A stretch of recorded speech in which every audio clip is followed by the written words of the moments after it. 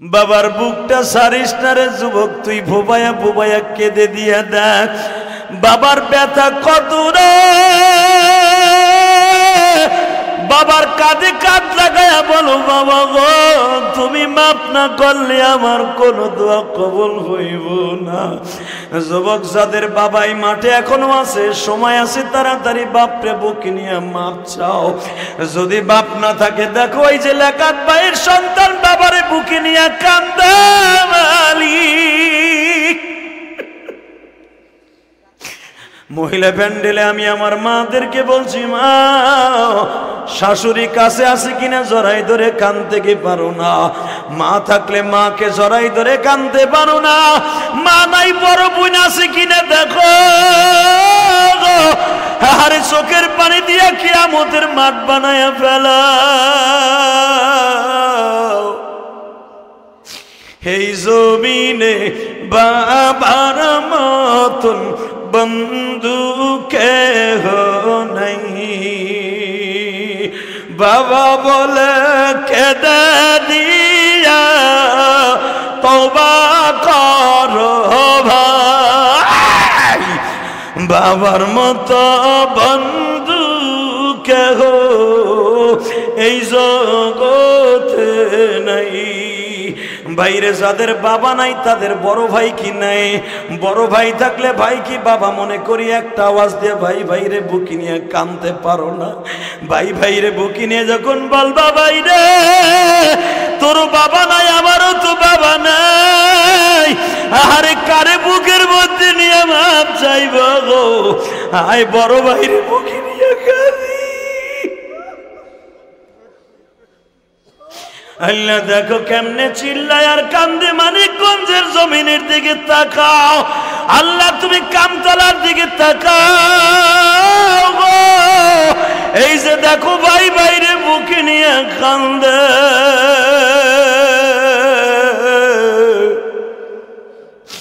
ভাই বাইরে বুকে নিলে কত মজা তুমি সারা কেউ যাবে।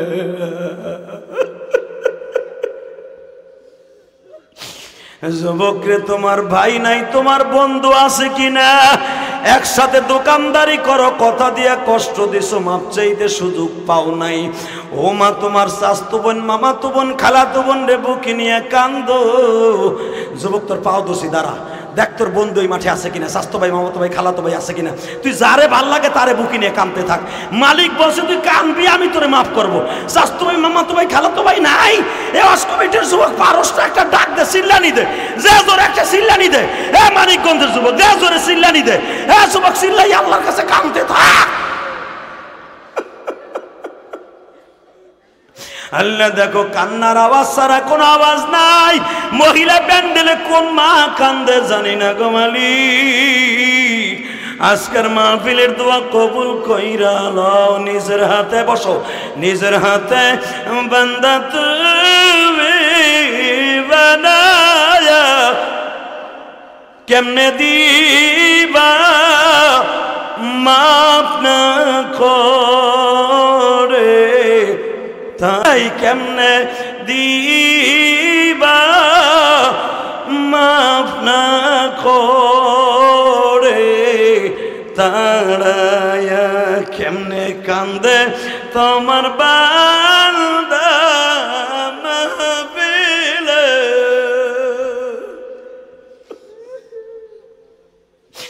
বান্দার গুনাহ মাফ করে দাও মাওলা। হে আল্লাহ দেখো এখনো কান্দে, দেখো না তোমার কি মায়া লাগে না? এত সময় যদি মারে জড়াই ধরে কান্দতাম, মা অবশ্যই মাফ করে দিত গো। বাপের কাছে 10 বছর যত অন্যায় করতাম, একবার মাফ চাইলে বাবাই মাফ করে দিত। আর নাউজুবিল্লাহ বাইতে যে কইেন, যেই দেশে কি নাই জোরে কোন, যেই দেশে কোনো নবী মানে না, যেই দেশের ইহুদির বাচ্চারা লক্ষ লক্ষ নবীকে, লক্ষ লক্ষ নবীকে পাড়াই ধরে জবাই দিছে।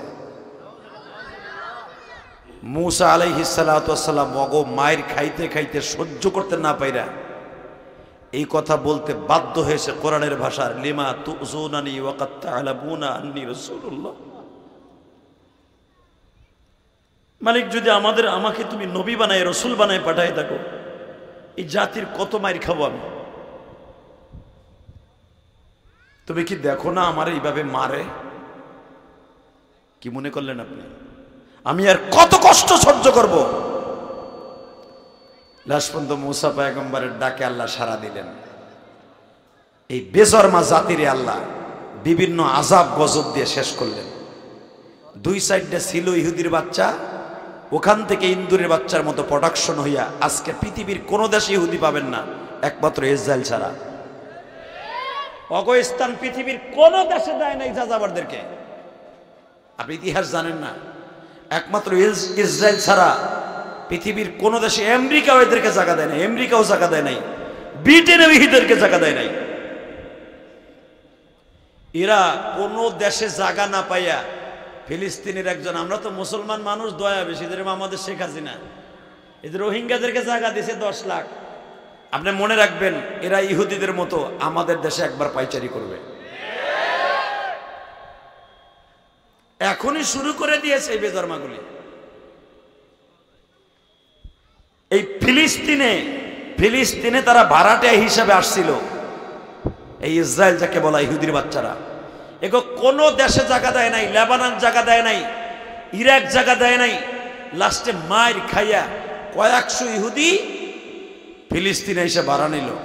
এরা এসে প্রথম 2টা স্কুল করছে, একটা মার্কেট করছে, একটা বাজার করছে। এরপরে আস্তে আস্তে করে মার্কেট করে এই যে কাদিয়ানির গোষ্ঠী, যে কাদিয়ানি, এই যে আমাদের দেশে যে প্রাণ কোম্পানি আছে না, হ্যাঁ, এটা ওদের, ভালো করে বুঝেন। এই প্রাণ কোম্পানির মতো একটা কোম্পানি এরা ফিলিস্তিনি বসাইছে। বসাইয়া আস্তে আস্তে করে আজকে দেখেন তাদের বুকের উপরে ভাড়া নিয়ে জমি কিনা, কোনো দেশে জায়গা দেয় না, আজকে তারা পুরা ফিলিস্তিনকে দখল করতে চায়।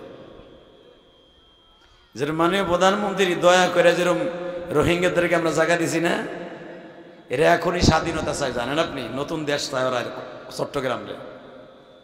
যেরকম ইসরায়েল ফিলিস্তিনটাকে ওরা যাযাবারি করে আজকে নিজেরা স্বাধীন করে নিয়েছে বিশ্বের ভিতরে। এখন সারা পৃথিবীতে বড় মোরল দাবি করে ইসরায়েল, আর ফিলিস্তিনদের মা বোনদেরকে মেরে মেরে তছতছ করে দিচ্ছে। আল্লাহ, তুমি এই বেয়াদব জাতিকে, এই নেমক হারামগুলাকে, তুমি বলেছো পৃথিবীতে একটা জাতি কোনোদিন হেদায়েত পাবে না, দোয়া করলেও হেদায়েত পাবে না, সেটা হলো ইহুদি জাতি। আল্লাহর কোরআনে আল্লাহ নিজেই বলছে, পৃথিবীতে একটা জাতি খ্রিস্টান হেদায়েত পাইতে পারে দোয়া করলে, হিন্দু দোয়া পাইতে পারে, কিন্তু ইহুদি এমন একটা অভিশপ্ত জাতি, এরা কোনোদিনও হেদায়েত পাবে না, আল্লাহর ঘোষণা।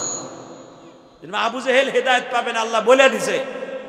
আপনার চাচা আবু জেহেল কোনোদিন হেদায়েত পাবে না। ঠিক আবু জেহেলের থেকে মারাত্মক মুসলমানের শত্রু হলো ইসরায়েল।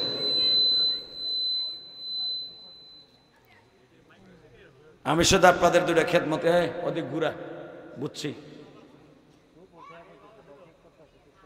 কানের ভিতরে স্পিকার দেয়নি, দিবি তুই দূরে দিবি, মগা বেড়া, ওই দূরে দিতে পারল না, পর্দার ওই বেড়ে ঘোরার ডিম ওসা নাই, গানের প্যান্ডেলে ওয়াজ, ও কি ওয়াজের প্যান্ডেলে এই মাইক দেয় নাকি? আল্লাহ কবুল করেন, যেরকম আমিন। ভাই, মাইকে সমস্যা হবেই, দেখবেন গানের প্যান্ডেলে এদের কোনো সমস্যা নাই, যত সমস্যা ওয়াজের প্যান্ডেলে। আল্লাহ এদের হেদায়েত নসিব করেন। তবে এর মাইক যে খারাপ আমি তা বলবো না, কিন্তু ওর সিটিং ভালো হয় নাই, ও পারে নাই, স্পিকারগুলো দূরে দিলে আজকে আওয়াজটা উঠাইতে পারতো, কারণ ও দেশে ওর সেটের বগলে যখনই মাস্টার বাড়াইতে যায় ও কোন করে উঠে দাঁতের মাজনের মতো। অতএব আল্লাহ আমাদের হেদায়েত নসিব করেন, যেরকম আমিন। তাহলে একসাথে বলবেন, সমস্ত প্রশংসার মালিককে। আল্লাহ নাম কখনই আসতে বলবেন না, জোরে বলেন, আরো জোরে।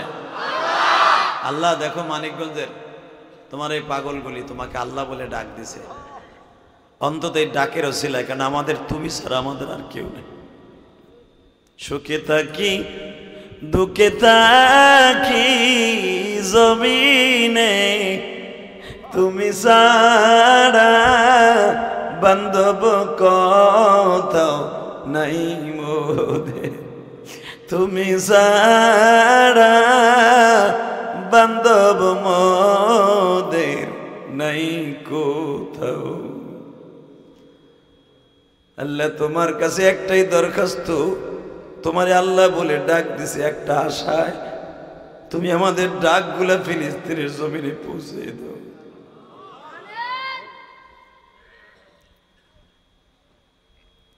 আল্লাহ আমাদেরকে মাফ করে দেন।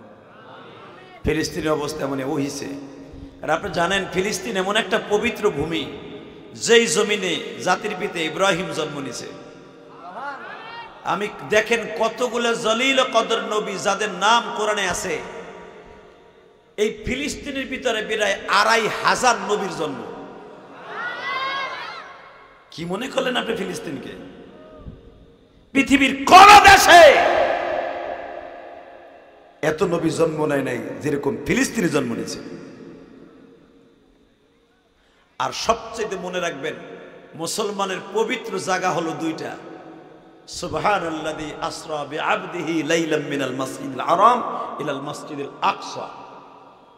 আল্লাহ কোরআনে দুইটা পবিত্র জায়গাকে ঘোষণা দিয়েছেন, একটা হলো আমাদের বাইতুল্লাহ আর একটা হলো মসজিদে আকসা। এই পবিত্র জায়গাটার প্রথম কিবলা হলো বাইতুল মুকাদ্দাস, এটা ফিলিস্তিনে।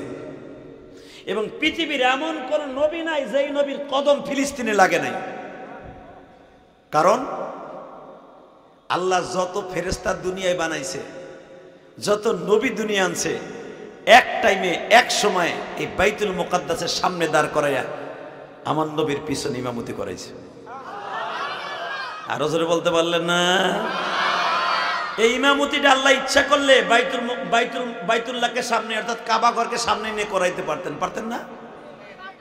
দুনিয়া সব নবীকে পিছনে রেখে আমার নবীকে ইমাম বানায় এই ফিলিস্তিনে বাইতুল মুকাদ্দাসের সামনে আল্লাহ ইমামতি করাইছে। তাহলে বুঝিয়ে নেন, পৃথিবীর কোন জমিন নাই যেই জমিনে সব নবীরা গেছে। একটা মাত্র জমিন আছে, সেটা হলো বাইতুল মুকাদ্দাস, যেখানে দুনিয়ার সব নবী সমবেত হয়েছে। অতএব এই জমিনকে যারা ধ্বংস করে দিতেছে, আল্লাহ এদের বিচার তোমার হাতে। জোরে বলেন আমিন। আরো জোরে বলেন আমিন। আপনাকে মন খারাপ, একসাথে বলেন তো আল্লাহু আকবার। আলোচনা যত সময় চলবে থাকবেন না ভাগবেন? সবাই থাকবেন, সবাই থাকবেন। আল্লাহকে হাত উঠাই দেখান তো কে কে ভাগবেন। এমনই সামনে আগাবো, গরমের মধ্যে কেমনে আগাবো? আর যা পিছনে জায়গা আছে, ওই যে দেখা যায় ফাঁক ফুটে আছে। ভাই হ্যাঁ, কি কমু আর। এক যুবক বাদাম চাবাইতেছে, আর একজন আর একদিন চাই যায় কি জানি ভাবতেছে, মনে মনে ভাবতেছে একটু পরে আমি তো যাবো, জায়গা খালি করে দিয়ে চাইবে লাভ নেই। কিন্তু আমার মাহফিল থেকে যাওয়ার কোনো সিস্টেম নেই, চারিদিকে বেড়া দেয়া, তুই উঠবি তোর লুঙ্গি টেনে দূর মাঝখান। এটা তুই মমতাজের প্যান্ডেল পাইছিস নি? মানিকগঞ্জের মমতাজের। এই মুসলমানের পোলা, যদি সত্যিকারে মুসলমানের ঘরে জন্ম নিয়ে থাকো, যদি সত্যিকারে ইসলাম তোমার সাইনবোর্ড হয়ে থাকে, অন্তত ফিলিস্তিনের জন্য 2 ফোঁটা চোখের পানি মোনাজাতে না ফেলায় কেউ বাসায় যাবেন আজকে। সারা পৃথিবীর মুসলমান এখন এক হয়ে গেছে, বুঝে ফেলছি আমাদের বন্ধু আল্লাহ ছাড়া এখন আর কেউ নাই। আল মুশরিকিন আল কাফির মিল্লা ওয়াহিদ, সমস্ত ইহুদি নাসারারা যে এক, ইসরায়েলের পক্ষে সব ইহুদি রাষ্ট্রগুলো সমর্থন দিছে। অতএব আপনাদের সামনে যাদের 1 ইঞ্চি জায়গা আছে, একটু একটু জায়গা সামনের দিকে আসেন তো দাদা ভাই, আসেন। ওঠা লাগবে না, রাজা আসার মতো ফাঁসা ঘুষে ঘুষে আহেন। আমার গোপালগঞ্জের ভাষায় বললাম আহেন, ফাঁসা ঘষেন, আহেন আহেন, এদিকে আহেন। এক চাচাই করে কি দেখো, আমি জেকের ধরাই নেই যে আপনি যাবেন গা। আহেন আহেন, তাড়াতাড়ি আহেন, আসেন। আল্লাহ যাদের সামনে, চান্দু এদিকে, ওদিক না, ভাবছিল এই ফাঁকে যাই গা, এই জন্য আমি তো জিকের ধরাই নেই, জিকের ধরাইলি যাবো গা। সামনে আহেন, যাদের সামনে 1 ইঞ্চি জায়গা আছে, আল্লাহ যদি জায়গা ফাঁকা রাখিয়া বসে, আরে লুলা বানাই ফেলবা যাওয়ার আগে। একজনের সামনে জায়গা থাকবে না, একটা ফাঁকা 1 ইঞ্চি জায়গাও থাকবে না। এসে পড়েন, সামনে আসেন। মহিলা প্যান্ডেলে যদি আমার মা বোনদের জায়গা না হয়, একটু চেপে চেপে বসেন মা। আমি সকলের কাছে অত্যন্ত রিকোয়েস্ট করে বলবো, মা একটু সামনে চেপে চেপে বসেন, আমার মাকে আর এক মাকে জায়গা করে দেন, আমার আর এক বোনকে জায়গা করে দেন। যুবক তুই যাইস না, আমি চাপতে কইছি ওই যে হলুদ গেঞ্জি জায়গা আমার দিক ফিরেও না। আল্লাহ হেফাজত করেন, জোরে কানা আমিন। লিল্লাহি তাকবীর, হয় নাই? লিল্লাহি তাকবীর, আল কোরআনের আলো, এইভাবে আওয়াজ দিবেন যেন সারা পৃথিবী বুঝতে পারে মুসলমান এখনো মরে নাই। ইনশাল্লাহ বলেন। কি রে মিয়া, তোমার কাছে মাথার বালিশের দিয়ে কি লেগেছে?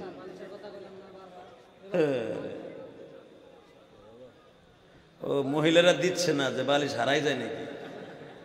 বুঝতে পারছি, মহিলারা সহজে দুইটা জিনিস দিতে চায় না, মনে রাখবেন। শোকেস ভরা পিরিজ, প্লেট, এটা দেয় না।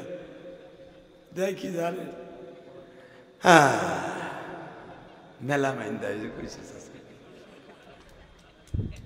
চীনা বর্তনের এত ডকের ডকের 5 বছর আগে সাজাই থুয়ে দিছে। হুজুররা আইছে, চেয়ারম্যান আইছে, দে এটা বাইর করে দে, তা দিব না, ওই যে দোয়ার ডরে। আর মহিলারা বালিশ সহজে দেয় না, কি লেগে জানেন? যদি হারাই জায়গা না, বালিশ যখন নাই এটা দিয়ে চালাই, আর আনন্দ লাগবে না, নড়াচড়া করার দরকার নেই। বুঝে লাইছি মানিকগঞ্জের খেলা। একসাথে বলতে হবে, আল্লাহ যতদিন বাঁচবে ইমানকে সাথে নিয়ে বাঁচবো, ইনশাল্লাহ বলেন। আবাজান, তাহলে ফিলিস্তিনের লোকেশনটা আগে দেই, কারণ বর্তমান পরিস্থিতি নিয়ে কথা না বললে আপনারা বুঝবেন না। এই বেজন্মা জাতি এত বড় খারাপ, আল্লাহ বলেছে সব জাতি হেদায়েত পাওয়া সম্ভব, ইহুদি জাতি হেদায়েত পাবে না। এটা কে বলেছে? এই আল্লাহ নাম আসতে গেলে বুবয়ে মরবা। কে বলেছে? কে কে কে কে? যাকে আল্লাহ অভিশপ্ত বলেছে, শুধু তাই না, এই বনি ইসরায়েল জাতিরে আল্লাহ উল্টে দিছে। এই যে সমকামিতা শোনেন না, এই যে পুরুষ পুরুষ স্ত্রীর মতো ব্যবহার করে, যেটাকে বলা হয়, সর্বপ্রথম আবিষ্কার করছে ইহুদির জাতিরা। এটা কোন জাতি এটা আবিষ্কার করে, ওরা করছে। শুধু তাই নয়, ফেরেশতা এসে নূহ নবীর কাছে সাক্ষাৎ করতে, ওরা ফেরেশতাদের কাছেও কাছে আকাম করতে। সেই বেয়াদব জাতি ইহুদি জাতি, এরা ফেরেশতারও ছাড়ে না এরা। তারপরে সে আল্লাহ জিদ করে কওমে লূতরে উল্টে দিছে। অতএব যে জাতির পর আল্লাহ লানত, ওই জাতির সাথে মুসলমান আপোষ করতে পারে না। যতদিন বাঁচবো বেঈমানগুলোর সাথে মৃত্যুর আগ পর্যন্ত লড়েই বাঁচবো। আর ফিলিস্তিনকে ওরা শেষ করে দিবে, বাইতুল মুকাদ্দাসকে শেষ করে দিবে, এই টার্গেট নিয়েই আল্লাহ ওরা কিন্তু ফিলিস্তিনে বাড়ানিছে। এই রোহিঙ্গাদের মতো ওরা এই দেশে ঢুকছে, রোহিঙ্গাদের মতো ঢুকিয়া আজকে দেখেন আলাদা রাষ্ট্র কায়েম করে, আমেরিকা তাদের, ব্রিটেন তাদের আলাদা রাষ্ট্র কায়েম করার সুযোগ করে দিয়া, রাশিয়া দিয়া এখন আমাকে মুসলমানের উপরে কিদ্দারি চালাইতেছে। হালাকে এই ইসরায়েল কিন্তু অক দেশ না, এটা ফিলিস্তিনের একটা অংশ। আল্লাহ আপনি ফিলিস্তিনকে রক্ষা করেন, ছোট বাচ্চাদের চোখের পানি আপনি কবুল করেন। আবাজান, মুসলমানের রক্ত যেই জমিনে পড়বে ওই জমিনে একদিন ইসলামী রাজ কায়েম হবে। যারা হজ করতে গেছেন, আমি একটা এক্সাম্পল দিয়ে দেই, যারা হজ করতে গেছেন, যারা বদরে গেছেন, বদরে গেলে এখনো দেখা যায় এই বদরের মধ্যে আল্লাহর রহমতের বৃষ্টি নাযিল হয়েছিল। এই বদরে 1000 ফেরেশতা আসমান থেকে নামছিল। সুবহানাল্লাহ। আর একটা জায়গায় ফেরেশতা নামছিল, সেটা হলো ফিলিস্তিন। বাজান দেখুন, দিলটা নরম করবেন। মুসলমান যতই সংখ্যায় কম থাকুক, মুসলমানকে সাহায্য করে কে? এ মানিকগঞ্জের যুবক ভাইরা, কামতলা দক্ষিণ পাড়া যুব সমাজের উদ্যোগে আজকের মাহফিলের সভাপতিকে একটা পোস্টারও দাও না, আমি আমার কাছে কি করবো, পোস্টার পকেটে দিয়ে দাও। আজকের মাহফিলের সম্মানিত সভাপতি জনাব আলহাজ আব্দুর রউফ, উনি আছেন। চেয়ারম্যান দানকড়া ইউনিয়ন পরিষদ, চেয়ারম্যান সাহেব আসতে পারেন, আল্লাহ কবুল করেন, আসার সুযোগ দান করেন। তার কাছে আমার সালাম পৌঁছে দেন টেলিফোনে, যে জাহাদি সাহেব আপনাকে ডাকছে, বাড়ি তার গোপালগঞ্জ, আইসে মানিকগঞ্জ, আপনারা ডাকছে, নাহলে সামনে কিন্তু চেয়ারম্যানের দুর্দশা আছে, কারণ নমিনেশন তো আমরা দেই। আজকের মাহফিলের প্রধান অতিথি আপনাদের মা ও মাটির বন্ধু, গণপ্রজাতন্ত্রী বাংলাদেশ সরকারের মাননীয় স্বাস্থ্যমন্ত্রী, এবং আমার শাশুড়ি শেখ হাসিনা খুব ভালোবাসে তারে, আমার জানা আছে। আপনাদের অত্যন্ত প্রিয় মানুষ জনাব আলহাজ জাহিদ মালেক স্বপন এমপি সাহেব, আজকের মাহফিলের বিশেষ অতিথি বীর মুক্তিযোদ্ধা অ্যাডভোকেট আব্দুল মাজিদ ফটো ভাই, উনিও আছে, কেউ নাই, অতিথি একজনও নেই, তাহলে নাম দিবেন যারা থাহে, হ্যাঁ গো, যেগুলো থাহে না এগুলো দেন কেন, আর ডরে দেন, আর এগুলো নাম দিলে না দিলে তো ওয়াজি হইতে দেবো না, আমি আমারই আইতে দেবো না, গাড়ি আমার ভেঙে লাগবে আমি জানি, তবে আমাকে পারবো না, আমরা গোপালগঞ্জ লাগে পারবা না। শুধু একসাথে বলতে হবে এই জমিনের মালিককে, আরো জোরে বলতে হবে।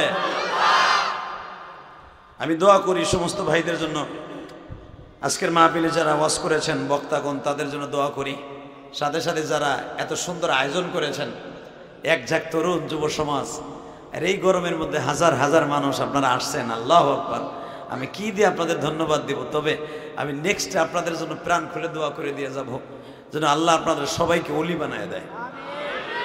জোরে কন, পিছনের বাইরে একবার আমিন কন না, নেদানো না, সেনানো না, কি ভাবছেন আল্লাহ জানে, তবে আওয়াজ দিয়েন, আল্লাহ আপনাদের আওয়াজের পরে মেসেজ করে মাফ করে দিবে।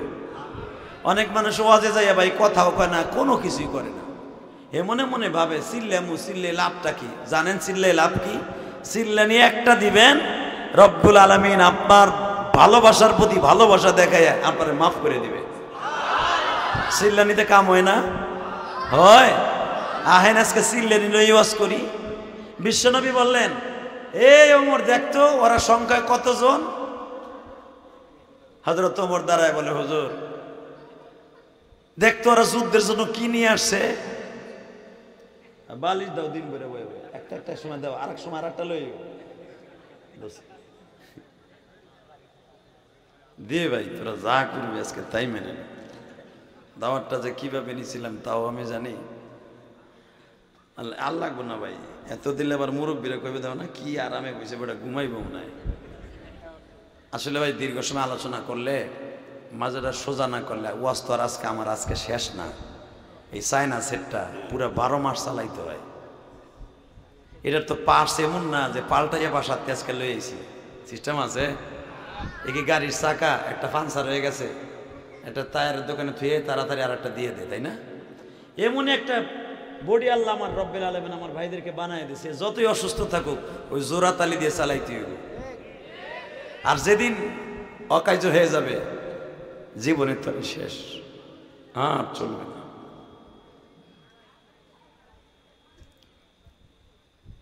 কোন আওয়াজ হবে না, শুধু আমার দিক তাকায় থাকবেন। ওমর রে দেখতো ওরা কতজন আইছে। ওমর লাভ দিয়ে দাঁড়ায়, হুজুর গুইনে আসলাম, দেখে আসলাম, ওরা মানুষ এসে 1000, ঘোড়া আনছে 3000। সুবহানাল্লাহ কইলেন না? হুজুর দেখলাম ওরা 14 জন মেয়ে নিয়ে আসছে, নায়িকা বিশ্ব সুন্দরী নিয়ে আসছে, ওগো মনোরঞ্জনের জন্য। ওরা যুদ্ধ করে ক্লান্ত হয়ে যাবে, রুমের মধ্যে ঢুকবে, ওগো ড্যান্স করে গান গাইয়া হাত পা মেসেজ করে দিয়ে ওগো শক্তি বাড়ায় দিবে। আমার নবী বলেন নাউজুবিল্লাহ, আপনারা যেরকম বলেন নাউজুবিল্লাহ, ওরাও বললেন নাউজুবিল্লাহ। আল্লাহ একটু পরে আমার বিশ্বনবী বললেন, ওমর তোমরা কি ভয় পাইতেছো? আমার নবী বললেন, তোমরা কি ভয় পাইতেছো? সাহাবা একরাম বললেন, নবীজি মুসলমান কোনদিন বেঈমানের ডরে ভয় পায় না। ইসরায়েলের পক্ষে সারা দুনিয়ার বেঈমান হলো যদি যায় গো বাবা, ফিলিস্তিনের একটা যুবক তাদের ভয় পায় না। কারণ মুসলমান মরলে শহীদ, বাঁচলে গাজী। মুসলমান ওই মরণটাই মরতে রাজি গো। গতকালকে একটা পেপারে দেখছেন না, ফেসবুকে, যুবকের মা মারা গেছে, বউ মারা গেছে, সন্তান 2টা মারা গেছে, বাপও মারা গেছে। এমন জোরে বম্বিং করছে বিল্ডিং এর উপরে, বিল্ডিংটা পুরাপুরি একবারে নাসাকার হয়ে গেছে। এই যুবকটা ছিল পাশের জেলায় গো বাবা, বাড়িতে আসিয়া দেখে আমার বাড়ি জমিনের সাথে মিশে গেছে। সবাই ওই ধ্বংসস্তূপের নিচে লাশ পড়ে আছে। যুবক লাশকে নিচে দিয়া ধ্বংসস্তূপের ছাদের উপরে বয়া আসমানের দিকে তাকায় আঙ্গুল উঁচা করে বলে, মালিক তুমি সব লয়ে যাও,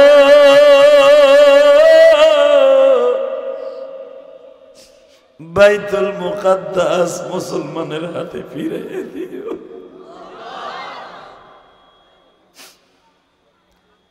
যারা সব চলে যাওয়ার পরও বাবা এই কথা বলে, ওই দেশকে ধ্বংস করা এত সহজ না। কথা কন না কেন? আমার দিকে তাকান। আরে ভাই, আমরা সংখ্যায় কম হব, ফিলিস্তিন সংখ্যায় কম হবে, অস্ত্র নাই, বস্ত্র নাই, খাবারের বাসস্থান নাই, থাকার করে ব্যবস্থা নাই, তারপরও রব্বে কারিম তাদের পক্ষে কাজ করবে। অপেক্ষা করেন, টুমরো। এই ফিলিস্তিনি যেমনি ইসরায়েল যাযাবরের মতো রোহিঙ্গাদের মতো আসছে, ওরা কুত্তার মতো মায়ের খাই এই দেশ একদিন ছাড়তে হবে। অপেক্ষা করেন, ইনশাল্লাহ। ইনশাল্লাহ বলেন, ইনশাল্লাহ বলেন, ইনশাল্লাহ বলেন। আজকে সারা বাংলাদেশ ওদের বিরুদ্ধে মিছিল হয়েছে, সারা বাংলাদেশ, সারা পৃথিবী ওদের বিরুদ্ধে মিছিল হয়েছে আজকে। এতদিন কিন্তু ফিলিস্তিনের পক্ষে কেউ কথা বলে নাই। যখন কথা বলা শুরু হয়েছে, ইনশাল্লাহ ফিলিস্তিনের বিজয় আসবে। ইনশাল্লাহ বলেন। আমারে ভয় পাইতেছ? এই পাশে মাইকার একটা ফিট করছেন, এদিকে ওরে ঘুরাও, কারণ আমার বাড়ি খানে জানি কোন আওয়াজ, এইটা যেমনি আছে এমনি রাখো, এইভাবে ওয়াজ করতে দাও। এই মুসলমান,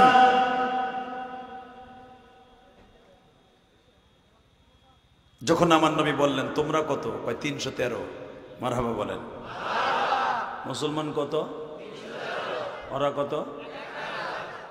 গোরা কত? ভয় পাবেন না, ভয়ের কোনো কারণ নাই। আমাদের নবী হলেন কমান্ডার। আমার নবী দেখাই দিয়ে গেছে, সংখ্যায় কম হইলে তোরা ঘামরাইস না, ওয়ালা তাহিনু ওয়ালা তাহজানু ওয়া আনতুমুল আ'লাউনা ইন কুনতুম মুমিনিন। কে বলেছেন এই কথা? নবী ঘাবড়ায়েন না, ভয় পায়েন না, আমি আল্লাহ মোমেনদেরই সাহায্য করবে, এটা আমার কোরআনে ফরমান। তো ভয়ের কি কারণ? কোনো ভয় পাবেন না, ইনশাআল্লাহ ফিলিস্তিনকে আল্লাহ সাহায্য করবে। আমার আল্লাহ বদরে করছে, ওহুদে করছে, খন্দকে করছে, খায়বারে করছে, ইনশাআল্লাহ এবারও করবে। বিশ্বনবী বললেন তোমরা কত? হুজুর আমরা তো 313। নবী আমার বললেন তাদের ঘোড়া কত? 3000। মানুষ কত? 1000। এক একজনের ভাগে কত করে পড়ছে ঘোড়া? একটা ঘোড়া মরলে আরো 2টা খাড়া। আর মুসলমানের ঘোড়া কয়টা দেখেন যুদ্ধ করার লেগে? মাত্র 2টা। কয়টা? জোরে কন। মুসলমানের যুদ্ধ করার মতো তরবারি হলো মাত্র 6টা। আর মুসলমানের ঘোড়া 2টা, তরবারি মাত্র 6 খান। মানুষ হলো 313। এই 6 খান তরবারি দিয়ে যুদ্ধের মাঠে নামবো কেমনে? বিশ্বনবী বললেন আল্লাহ আমার কাছে অস্ত্র নাই, বস্ত্র নাই, কিন্তু তুমি আমার কাছে আসো। আল্লাহ ছিল কি ছিল না? একটু জোরে কর না। ছিল, ছিল, এখনো আছে, ফিলিস্তিনে থাকবে ইনশাআল্লাহ বলেন। এই যুবক, ভয়ের কোনো কারণ নাই। জন্ম নিয়েছে একদিন, মরবে একদিন। ফিলিস্তিনি মহিলারা দেখছেন তাদের ঈমান কত শক্ত। যদি ওই ফিলিস্তিনি মহিলাদের মতো আমাগো মা বোনদের অবস্থা হইতো, এরা ইসরায়েলের কাছে এমনি মাথা নত করতো। আর ফিলিস্তিনি মহিলাদের ঈমান এত শক্ত, স্বামী মারা গেছে, সাওয়াল মেয়ে মারা গেছে, নিজের দুধের বাচ্চাকে দুধ খাওয়ায়। আর কি বলে জানেন ওই মহিলা? যে তোরে আমি দুধ খাওয়াইতেছি একটা শর্তে, তুই বড় হইয়া ইসরায়েলকে ধ্বংস করবি।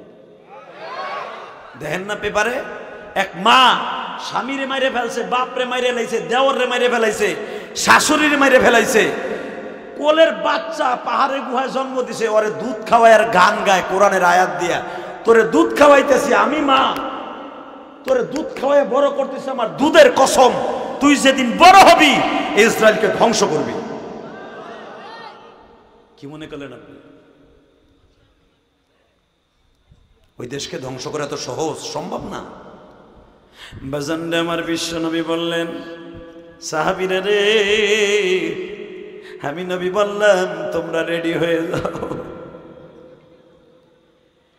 এক সাহাবী বললেন, ইয়া রাসূলুল্লাহ, যুদ্ধের প্রসেসিং কোন ভাবে অবলম্বন করা হবে?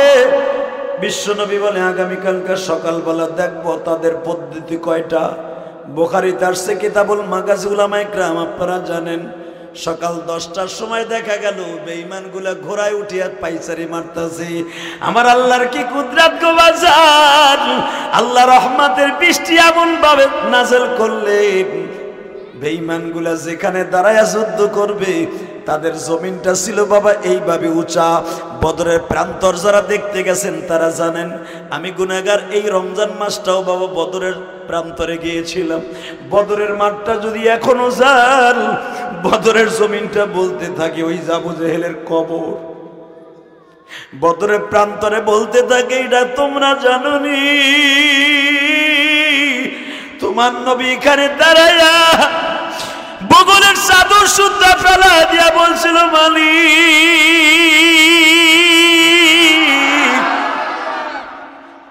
আমরা সংখ্যায় কম গো মালিক, তুমি আমাদের সাহায্যের হাত বাড়ায় দিও। এখনো পর্যন্ত বদরের মাঠটা বাজান ফেরেশতাদের কদমের আভাস আসে।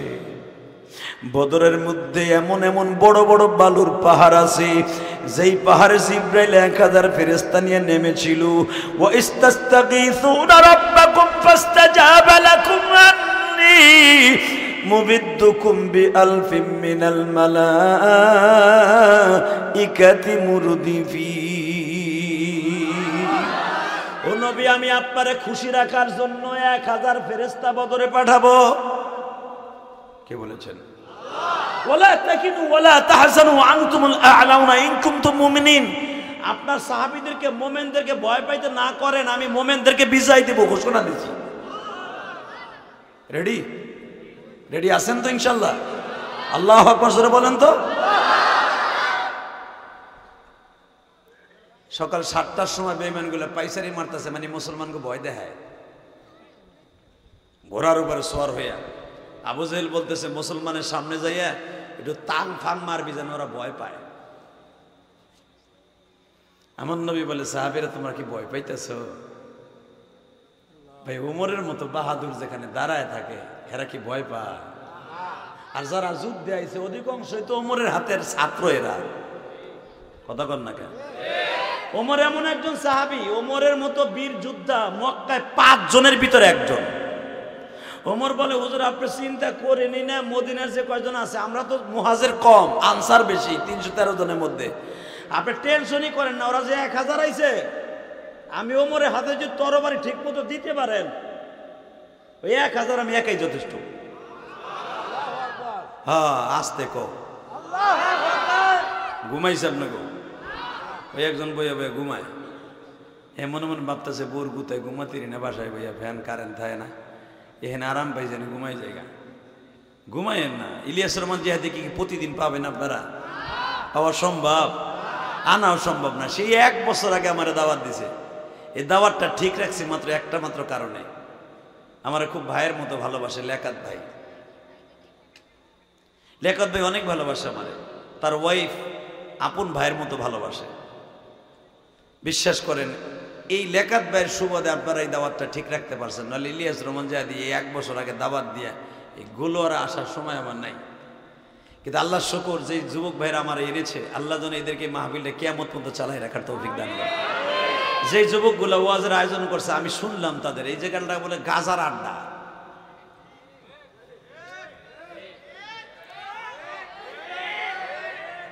গাজা জীবনে খাই নাই, তাহলে বানানোর কোয়ালিটি দেখছি আমি গোলাপ শাহ মাজারের সামনে। আমি সব বিষয়ে পারদর্শী, সব বক্তা আবার পারদর্শী না। আমরা গোপালগঞ্জের জিনিস তো সব বিষয়ে পারদর্শী। গোলাপ শাহ মাজারের কাছে গেলে আপনি মস্ক করতে পারবেন, হুজুর গাজা কেমনে বানায় আর কেমনে টানে। আমার জীবনে বহুত বার দেখছি গোলাপ শাহ মাজারে হয় না, কারণ বাড়ি যখন ওদিকে আমার দেখছি তো ওরা কেমনে বানায়। আরে বাবার বাবা, ওই ছাত্র বলে এখানেও ট্রেনিং দেয় শুনলাম। ওখানে কিছু মুরিদরা এখানে বলে ট্রেনিং দেয়। আল্লাহ শুকর এই ওয়াজের ওসিলায় যেন আমার ভাইদেরকে হেদায়েত নসিব করে দেন। নেশায় কোনোদিন মানুষকে শান্তি দিতে পারে না। নেশা এক নাম্বার ক্ষতি করে কি জানেন?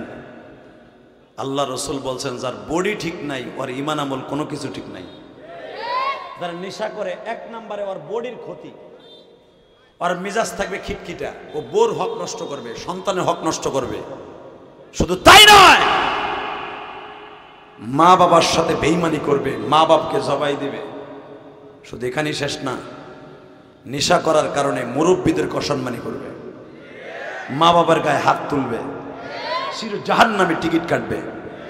যুবক ভাই, এই দুনিয়া থাকার জায়গা না, নেশা করে জীবনকে নষ্ট করিস না। আয় তোর পাও দুইটা ধরছি, নেশা করিস না।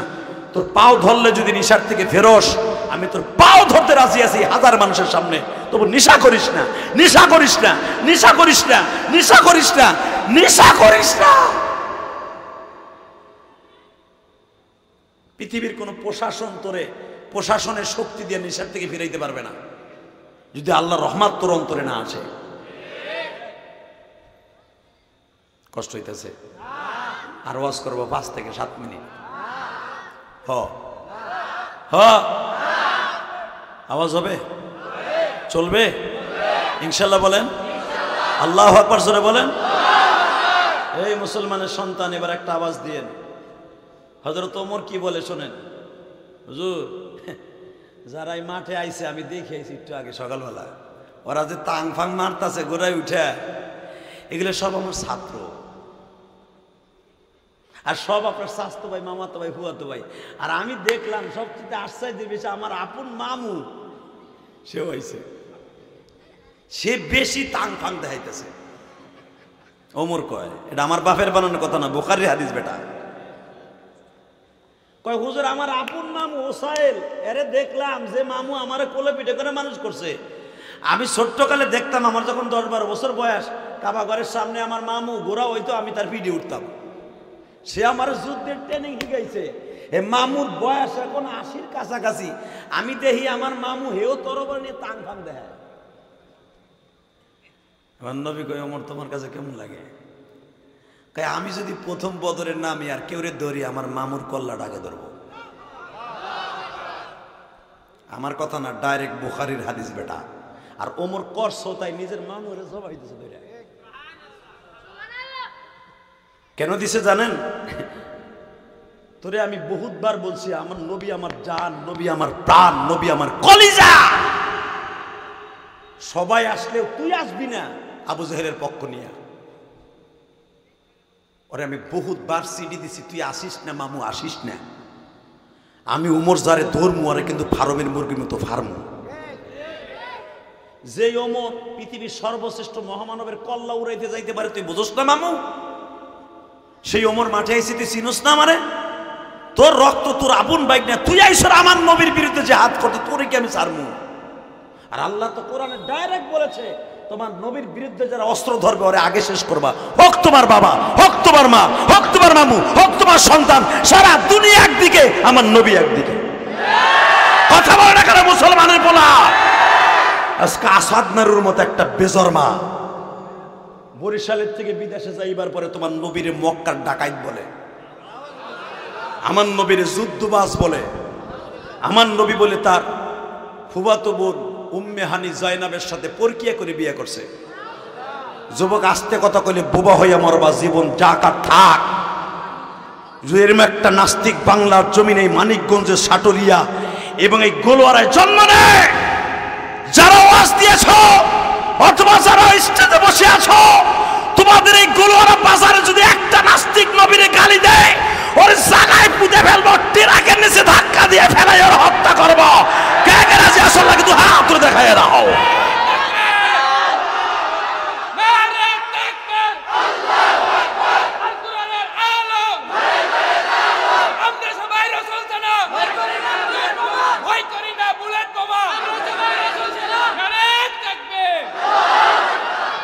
ওমর চিনছে আমার নবীরে।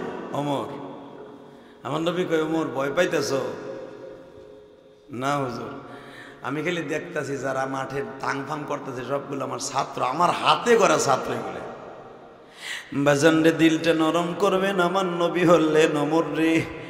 যদি তোমারে প্রথম জিহাদের মাঠে পাঠাই বিপদ ঘটিয়া যাইতে পারে। আবু বকরকে যদি প্রথম জিহাদের মাঠে পাঠাই বিপদ ঘটে যেতে পারে। তোমরা মনে রাখবা, তোমরা দুইজন আমার শ্বশুর। আল্লাহু আকবার জোরে বলতে পারেন না? আবু বকরের শ্বশুর, ওমরের শ্বশুর। এই কথা বলা যাবে না। তোমরা দুইজন রিজার্ভ ফান্ডে থাকো। আমি নবী প্রথম আমার রক্তের মধ্যে দুইজনের নাম ঘোষণা করি। এক নম্বরে আমার স্বাস্থ্য ভাই আলী কই। আপনার কষ্ট হয়ে গেছে, আলীর নামটা বললাম, আপনি আওয়াজ দিলেন না। কি ভালোবাসেন তো বোঝা হয়ে গেছে। দেখেন আমার নবীর বিচারটা কি। প্রথম ওমর হলো খাত্তাবের পোলা, অন্য বংশের পোলা। আবু বকরও অন্য বংশের পোলা। তাকে নাম কিন্তু যুদ্ধের মাঠে আগে নবী বলে নাই। দেখেন আগে তার নিজের রক্তের লোক দিয়ে যুদ্ধের মাঠে নামায়, জানো অন্য সাহাবীরা মুনাফিকরা বলতে না পারে যে মুহাম্মাদের বিচার ঠিক নাই। এই আগে আমাকে আগে সামনে দিছে। আমাকে তো সে এমপি মন্ত্রী এগো পোলা কোনটা মাঠের নামে দেখেন তো লাড়ি লয়ে কথা কর না। আগে নামায় অদূর পোলা কদুরে, কদুর পোলা সদুরে, ওইটা মইনটা জইনটা এইগুলোর আগে মাঠে নামায়। মর তোরা মর, কেস কাছের আমি করবো, আমার পোলা থাক লন্ডনে। এই লোক নিতার খেতা। আর আমার নবী প্রথম মৃত্যুর মুখে ঠেলে দিছে তার নিজের আপন চাস্তো বাইরে। মারহাবা বললেন না? এই যুদ্ধের থেকে যাওয়ার পরেই ফাতেমার জামাই হয়ে যাবে। গেল প্রথম নাম্বার দিল অবিবাহিত আলীরে, নিজের রক্ত। যেই খাটে আমার নবী বড় হয়েছে ওই খাটে আলীও বড় হয়েছে। নবীর ঘরে পাক হইলে আলী খায়, নবীর ঘরে পাক না হইলে আলী মদিনার পাথর মাথায় দিয়ে ঘুমায়। কারণ আলীর বাবার কাছে আমার নবী সারা জীবন ঋণী। ওই ঋণ শোধ করার লেগে আলীর আমার নবী সারা জীবন লজিন খাওয়াইছে। আলহামদুলিল্লাহ বলেন না? তালবে লিমের মতো লজিন খাওয়াইছে। আল্লাহ 25 বছরের আলী প্রথম নাম্বারই বললেন, তুমি আজকের মাহফিলের, তুমি আজকের যুদ্ধের মাঠের প্রথম তরবারি হাতে নিবা। হযরত ওমর ভাবলেন মনে হয় এবার আমার নাম কইব, আমার মামু যখন আইছে আমার নাম কইব। আমার নবী বললেন না, দ্বিতীয় নাম্বারে আমি যার নাম বলবো সেও আমার রক্তের আপন চাচা হামজা।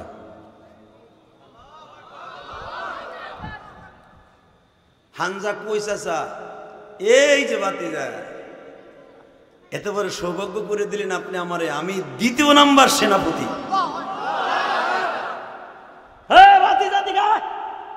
আলীর ডাক দিয়ে গলায় হাত দিয়ে দুই গেলে সুমা দিয়ে কয়, দুই ভাতিজা চাচা ভাতিজা একসাথে জান্নাতের ঝান্ডা হাতে নিব। আর যদি এইটা তোমার আমার যুগে কইতো যে তোমরা দুই বাপ বেটা মাঠে নামো, প্রথম ছুটি কইতেন তুমি চেয়ারম্যান যাওগা। প্রথম ঠেলায় আমাকে দুই বাপ বেটার ট্রেনের নিচে দিলা। কথা কন না কে? দেখেন তারা মৃত্যুকে কত আলিঙ্গন করেছে। তারা জানে জান্নাতের এই পার হলো দুনিয়া, ওই পার হলো জান্নাত, মাঝখানে একটা ব্রিজ হলো মৃত্যু। এটা সাহাবীরা জানে। বাজান এবার একটা আওয়াজ দিবেন, শরীরের যত আওয়াজ আছে। বিশ্বনবী একটু সময় চুপ রইলেন। নবী দেখতেছেন তারা তিনজন আসবে, উতবা, সাইবা, উতবার ছেলে ওলীদ। বদরের মাঠের সবচেয়ে বড় শক্তিশালী তিন বীর যোদ্ধা। আমার নবী বললেন, আমি দুইজনকে ঘোষণা করছি দুইজনের বিরুদ্ধে। উতবার ছেলে ওলীদ আসবে, উতবার বিরুদ্ধে আমি জিহাদের জন্য প্রস্তুতি নিতে বললাম আমার চাচা হামজাকে। সাইবার বিরুদ্ধে হলো আমার চাচতো ভাই আলী। উতবার ছেলে ওলীদ আসবে, ওর বিরুদ্ধে কারে প্রিপারেশন নিতে বলবো? এবার একটা আওয়াজ দিও। নবী আমার বললেন, আমার বংশের আমার আপন রক্তর থেকে দুইজন বললাম। এবার আমি মাত্র 30টা সেকেন্ড টাইম দিলাম, তোমাদের মধ্যে থেকে একজন দাঁড়াও। 30 সেকেন্ডের টাইম হয় নাই, একটা সেকেন্ডের ভিতরে দাঁড়ায় গেছে একজন সাহাবী। এই সাহাবীর নাম ছিল আবু উবাদা। এর ডিজিটালটা রে, এই ওইটার পিছনে নেন। এই তিনটা এক জায়গা না, এইটা পিছনে নেন। এটা ডিস্টার্ব করবে তো, ওইটা পিছনে নেন, আপনার কাছে নেন। হ্যাঁ একটা ওই খুঁটির ওই পাশে নেন, যা ওই পিছনে যা বাবা, তুই তোরে উঠাবো না, তুই পিছনে যা। ডিজিটাল তো আল্লাহ, এই বয়সে তো আমি লুঙ্গিও ভরি নাই, ও তো অজাইছে। আর যেন দোয়া করেন আল্লাহ যেন ইমাম গাজালি বানায় দেয়। আর হামা কইলেন না আল্লাহ, এই বয়সে তো ঠিক মতো আমি লুঙ্গিও ভরি নাই, যে যারা বইছে বুড়া গুলা দাড়ি বাড়ি পাইকে গেছে, ঠিক মতো প্যান্টও ভরে নাই এই জামানায়। মুসলমান দিয়েছে কিনা তাও সন্দেহ। এখনের পোলাপান তো 2 বছর 2.5 বছর বয়সে মুসলমানি দেয়, আর আমাগো বয়সে 12 বছর আগে মুসলমানি দেয় নাই। কথা কন না কে? আল্লাহ আল্লাহ এই সমস্ত ছেলেদের কলি বানায় দেন। এই বাচ্চাদেরকে আপনারা রাগ করে মাহফিল থেকে উঠাই দিবেন না, মসজিদ থেকে বের করে দিবেন না। এরা তাহলে আপনাদের পরে একদিন খারাপ ধারণা করবে। মসজিদ থেকে অনেক মুসল্লি আছে দেখবেন, বুড়াগুলা দাড়ি মারি পাইকে গেছে, সব জায়গায় হোমান্তে পাকছে, পোলাপান দেখলে মসজিদ থেকে বাইর করে দেয়, আছে না? আর যদি রমজান মাস হয় আর ভালো ভালো ইফতারিয়া হয়, তাহলে তো চান্সই নাই পোলাপানের। খবরদার, এই বাচ্চাদেরকে বের করে দিবেন না, তাহলে এই বাচ্চা একদিন আপনার সাথে বিস্ফোরণ ঘটাবে। বড় হইলে কবে বুড়া শয়তান, চিনি ওটারে, বহুত শয়তান ওরা। রামাগো মতো পোলাপানের জীবনও সই দেখতে পারে না, আপনারা জীবনও দাম দিব না, ঠিক না বেঠিক? এই জন্য বড়দেরকে সম্মান পেতে হলে ছোটদেরকে স্নেহ করতে হবে, এটা বিশ্বনবীর হাদিস। কষ্ট হইতেছে আপনাদের? অল্প সময়ের ভিতরে আপনাদের ছেড়ে দেব। শুধু আপনাকে মাইকের যে অবস্থা, কি যে বলবো, কিছু করার নাই, শুধু একটা কথার আওয়াজ দিবেন। আল্লাহ এখনো আছে না? বিশেষ হয়তো দেখেন কি অবস্থা হয়। মুসলমান ভয়ের কোনো কারণ নাই, আল্লাহ কোরআনে বলেছেন ভয়ের কোনো কারণ নাই।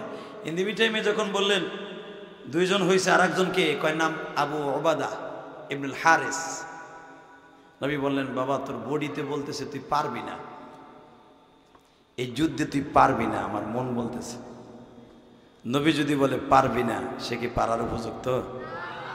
কিন্তু নবী যে যখন বলেছে 3 জন যখন আমি সেনাপতি বানাইছি, 3 জনই রেডি হও, 3 জনই রেডি হয়ে গেল বাবা। তরবারি বিশ্বনবী হাতে তুলে দিলেন। হযরত আলী প্রিপারেশন নিয়ে বলে মালিক, আমার জীবনের প্রথম যুদ্ধ হলো এইটা, সবচেয়ে বীরত্তম যুদ্ধ। আমার বাবা ছিলেন মক্কার ভিতরে সবচেয়ে যুদ্ধবিদদের মধ্যে একজন, তার রক্ত আমার শরীরে প্রবাহিত। এই বদরের প্রান্তরে বিশ্বনবী আমাকে বিশ্বাস করে বদরের প্রান্তরে প্রথম সেনাপতি বানাইছি। আল্লাহ নবীর ইজ্জত যেন জমিনে কোনোদিন দুলাণ্ঠিত না হয়ে যায়। হামজা দোয়া করে, ও মালিক,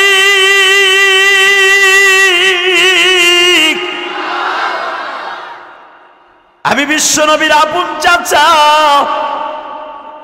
শুধু তোমার কাছে আমার একটাই দাবি, আমি ময়দানে এমন একটা কাজ করে যেতে পারি যেন বিশ্বনবী খুশি হয়ে যায়। আবু বাদা মনে মনে ভাবেন কি করব, কোন দিকে গেলে নবীরে খুশি করতে পারব। মনে মনে ভাবতাছে আমি বদরের সাহাবী হিসাবে আসছি, আমার বাড়ি মদিনায়, আমার বাড়ি মক্কায় নয়। যুদ্ধ ভালো করে কোয়ালিটি জানি না, যুদ্ধের মাঠে কেমনে যুদ্ধ করে তাও ভালো করে বুঝি না, ডাল সরকি কেমনে মারতে হয় তাও ভালো করে জানা নাই। মক্কার মানুষ তো প্রতি মাসে 2 বার যুদ্ধের মাঠে নামতো, আমরা মদিনাওয়ালারা কেমনে যুদ্ধ করে ভালো করে শেখাও নাই। কিন্তু মালিক তুমি আমার দিয়ে এমন কাজ করবা, কিয়ামত পর্যন্ত যেন আমার নাম মানুষের অন্তরে থাকে। আল্লাহ এখনো আছে না নাই? যুবক ভাইরা, আমি তোমাদের 2টা পাও ধরে বলে দিয়ে যাই, মাত্র 28 বছরের যুবক, কেউ কেউ বলেন 32 বছরের যুবক আবু ওবাদা।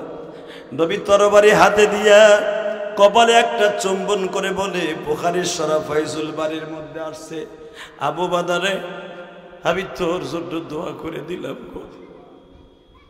আবু বাদা বলে, নবীজি আমি যদি শহীদ হয়ে যাই, আমার পিছনে কান্দনের মতো শুধু একজন সন্তানই আছে, নাম তার ওবাদা। কি নাম? আপনার কষ্ট হইতেছে? যুবক ভাইরে, আবু বাদা মানে কি? ওবাদার বাপ, নাম ছিল তার হারেস। বুখারীতে আল্লাহ তার নাম ওবাদা বলে ডাক দিয়েছে। কোরআনের ভাষায় বাবা ওবাদার তাফসীর, ফালা তাজআল ইয়াদাকা মাগলুলাতান ইলা উনুকিকা ওয়ালা তাবসুতহা কুল্লাল বাসতি ফাতাকউদা মালুমান মাহসুরা। এখানে ওবাদার কথা আল্লাহ কোরআনে বলেছেন তাফসীরে। যদি ওবাদার নাম ধরে ডাক দেয় নাই, পুরো আয়াতটা ওবাদার শানে। আল্লাহু আকবার বলতে পারেন না? একটু পরে কোরআন আয়াত ওবাদার সাথে মিলাই দিচ্ছি, দেখেন কি কি ঘটনা ঘটাই গেল আবু ওবাদা। বিশ্বনবী বলেন, ওবাদা আমি তোরে নিয়ে টেনশন করতেছি, কারণ তোরে যার বিরুদ্ধে পাঠাইতেছি এ কিন্তু খুব শক্তিশালী। আবু ওবাদা বলে, ইয়া রাসূলুল্লাহ মরার পরে তার কিছু নাই, আমি আর রাজি করব না, আওয়াজ আসবে না। নাম আলো এটার কামতলা, কামতা না কামতা, কামতা মারহাবা কর, খুব সুন্দর নাম তো, নতুন নাম। আমি জীবনে কামতা শুনি নাই, তবে গোলরা শুনছি। গোলরা না, গোলডা বাস স্ট্যান্ড, কাঁচা বাজার পশ্চিম পাশে। মারহাবা, ঠিকানাটাও সুন্দর। আর কামতা এলাকার মানুষ এরা তো কাম নিয়েই থাকে। কামতার মানুষ যদি কাম লয়ে থাকে, আর এটা হলো কাঁচা বাজার, এখানে তো 12 আল্লাহওয়ালার দেশ। এটা শুধু মনে রাখতে হবে, মোমেন কোনোদিন কাউকে ঠগায় না এবং ঠগ খায় না। মনে থাকবে। আবু ওবাদা কিন্তু এটা প্রমাণ করে দিবে। এখন বিশ্বনবী যখন বললেন, আবু ওবাদা তোরে নিয়ে আমি বড় টেনশনে আছি, এবার একটা আওয়াজ দিয়েন যে আওয়াজ কোনোদিন কোনো আওয়াজে দেন নাই, বুখারীর আওয়াজ আপনি দিয়েন। আবু ওবাদা বলে, ইয়া রাসূলুল্লাহ মরার পরে তো আর কিছু নাই। নবী মুস্কি হেসে দিয়ে কয়, তোর মতো মুজাহিদ থাকলেই হবে। নাই, পৃথিবীর কোনো জাতি নাই তাদেরকে ধ্বংস করতে পারে। যেরকম ফিলিস্তিন তারা মৃত্যুকে পকেটে নিয়ে ঘুরে, তা না হলে ফেসবুকে দেখো নাই গতকালকে এই যে বড় বড় ক্ষেপণাস্ত্রের সামনে, গোলাবাদুরের সামনে পাথর দিয়ে মোকাবেলা করে। এই বেটা, ইসরায়েলি সৈন্যরা আসতেছে যাকে যাকে বন্দুক লইয়া, বড় বড় এফএমজি 47 45 এত বড় বড় অস্ত্র নিয়ে তারা আসতেছে, তাক করে মারবে। আর ওরা মাত্র পাথর লয়ে দাঁড়াইছে, যাজরা করে দিবি তবু মুসলমানকে আজাদ করবো এই ফিলিস্তিনের জমিন থেকে, তবু এই জমিন থেকে ফিলিস্তিনদেরকে আজাদ করবো।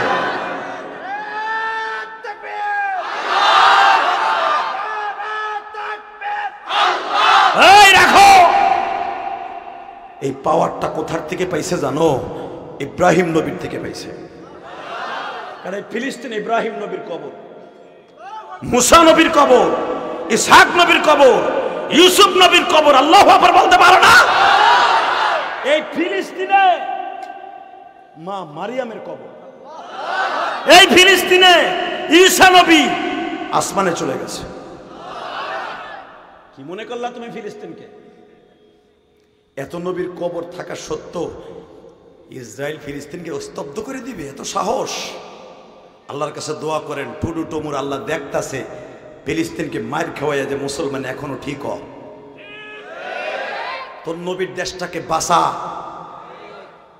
কষ্ট হইতেছে? 5 মিনিট কথা বলবো, রেডি? তাহলে যেটা উঠবে লুঙ্গি টেনে ধরবেন। এই মুসলমানের পোলা, ভালো করে বোঝার চেষ্টা করবেন। বিশ্বনবী বললেন, তোর মতো মুজাহিদ একজন থাকলেই ওই দেশকে শান্তি আনার জন্য কোনো বিকল্প অন্য কিছু নাই। আপনাদের জানা আছে বুখারী দার্সে 3 জন কাতার দিয়ে দাঁড়ায় গেছে। এই যে একজন, এই একজন, মাঝখানে ধরেন আমি একজন, এক একজনের মাঝে ডিস্টেন্স হলো 10 হাত। 10 হাত করে দাঁড়াইছে। ওই পাশে হলো উতবা, হামজার বিরুদ্ধে দাঁড়াইছে। এই পাশে সাহেবা আলীর বিরুদ্ধে।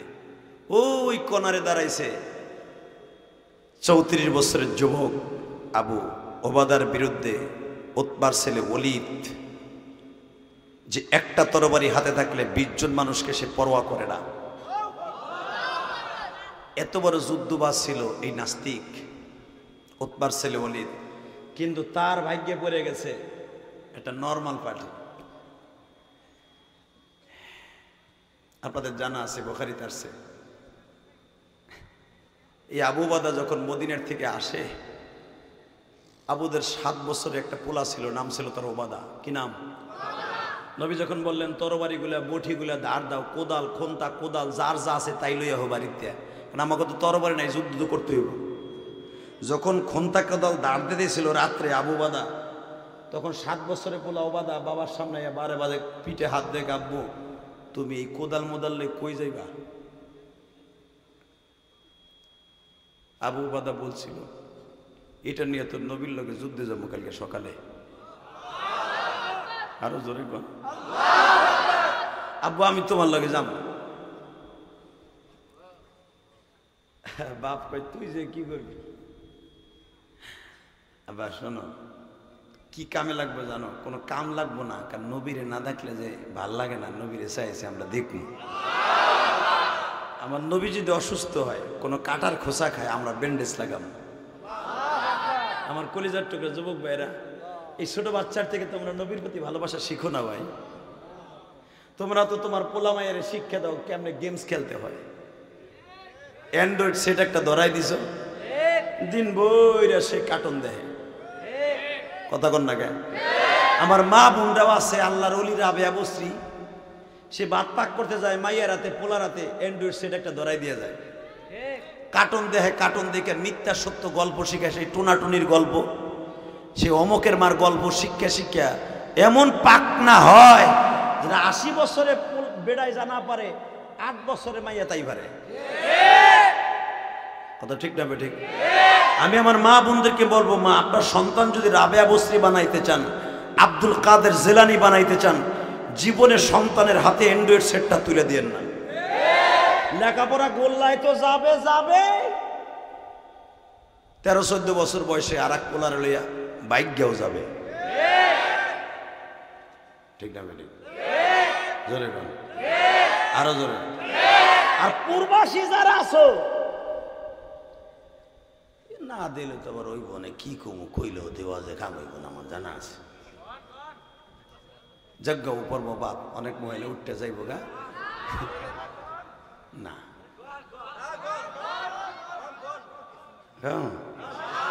এত কষ্ট কে তোর এর পথে কনের?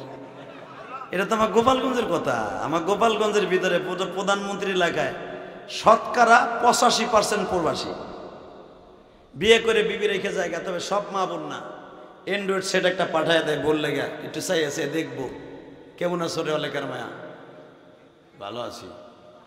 সপ্তাহ 2 ঠিকই স্বামী বিদেশ গেছে, কাম তুমি কাম পাইছো, তুই ভালো আছো, তোমার লাইগা আমার কলজা মলজা হুগাইয়া গুগুর সার মতো ডিমের মতো একটু হয়ে গেছে। বেড়ায় মনে করছে যেই রাবেয়া থুইয়াইছি, যেই কান্দা টেলিফোনে কান্দে, না জানি যায় না মাঝে কি কান্দা কান্দে। কথা কন না গে? 1 বছর টাকা বাড়াইছে, ব্যাংকে 1 লাখ টাকা জমা হয়েছে। এরপরে স্বামীর টাকা দিয়ে দেওয়ারে মোটরসাইকেল কিনে দেয়, তার এক্স বয়ফ্রেন্ডে আলাদা ঘোরার সিস্টেম করে দেয়। কথা ঠিক না বেঠিক? স্বামীর কষ্টের টাকা দিয়ে এক্স বয়ফ্রেন্ড, বুঝেন? আমাকে গোপালগঞ্জের ভাষায় কয় নাং নাং নাং। নাঙ্গেরে স্বামীর টাকা দিয়ে কিনে দেয়। এই মা আজকে আসছেন তাই বলে দিয়ে যায়, কসম আল্লাহ। স্বামীর কষ্টের টাকা দিয়ে প্রবাসীদের কষ্ট করেন। আমি 14টা কান্ট্রি সফর করছি, সেই লন্ডনের জমিন, কানাডার জমিন আল্লাহ আমাকে ঘুরাইছেন। এই তো গত সপ্তাহে ইন্ডিয়া ছিলাম পুরো 1 সপ্তাহ। এই মুসলমান লক্ষ লক্ষ মানুষ আমার ভক্ত ইন্ডিয়ায়। আজকে ইউটিউবে দেখো জুমার সময় ইন্ডিয়ার থেকে জুমা পড়ে আমার মসজিদে আজকেও সে ইন্ডিয়ার পোলাপান আমার আইসা পুরস্কার দিয়ে গেছে। আলহামদুলিল্লাহ বলতে পারো না? দেখো আজকাল জুমার বয়ানে করছে কি ইন্ডিয়ার পোলাপান এই দেশে আমার মসজিদে মিরপুরে।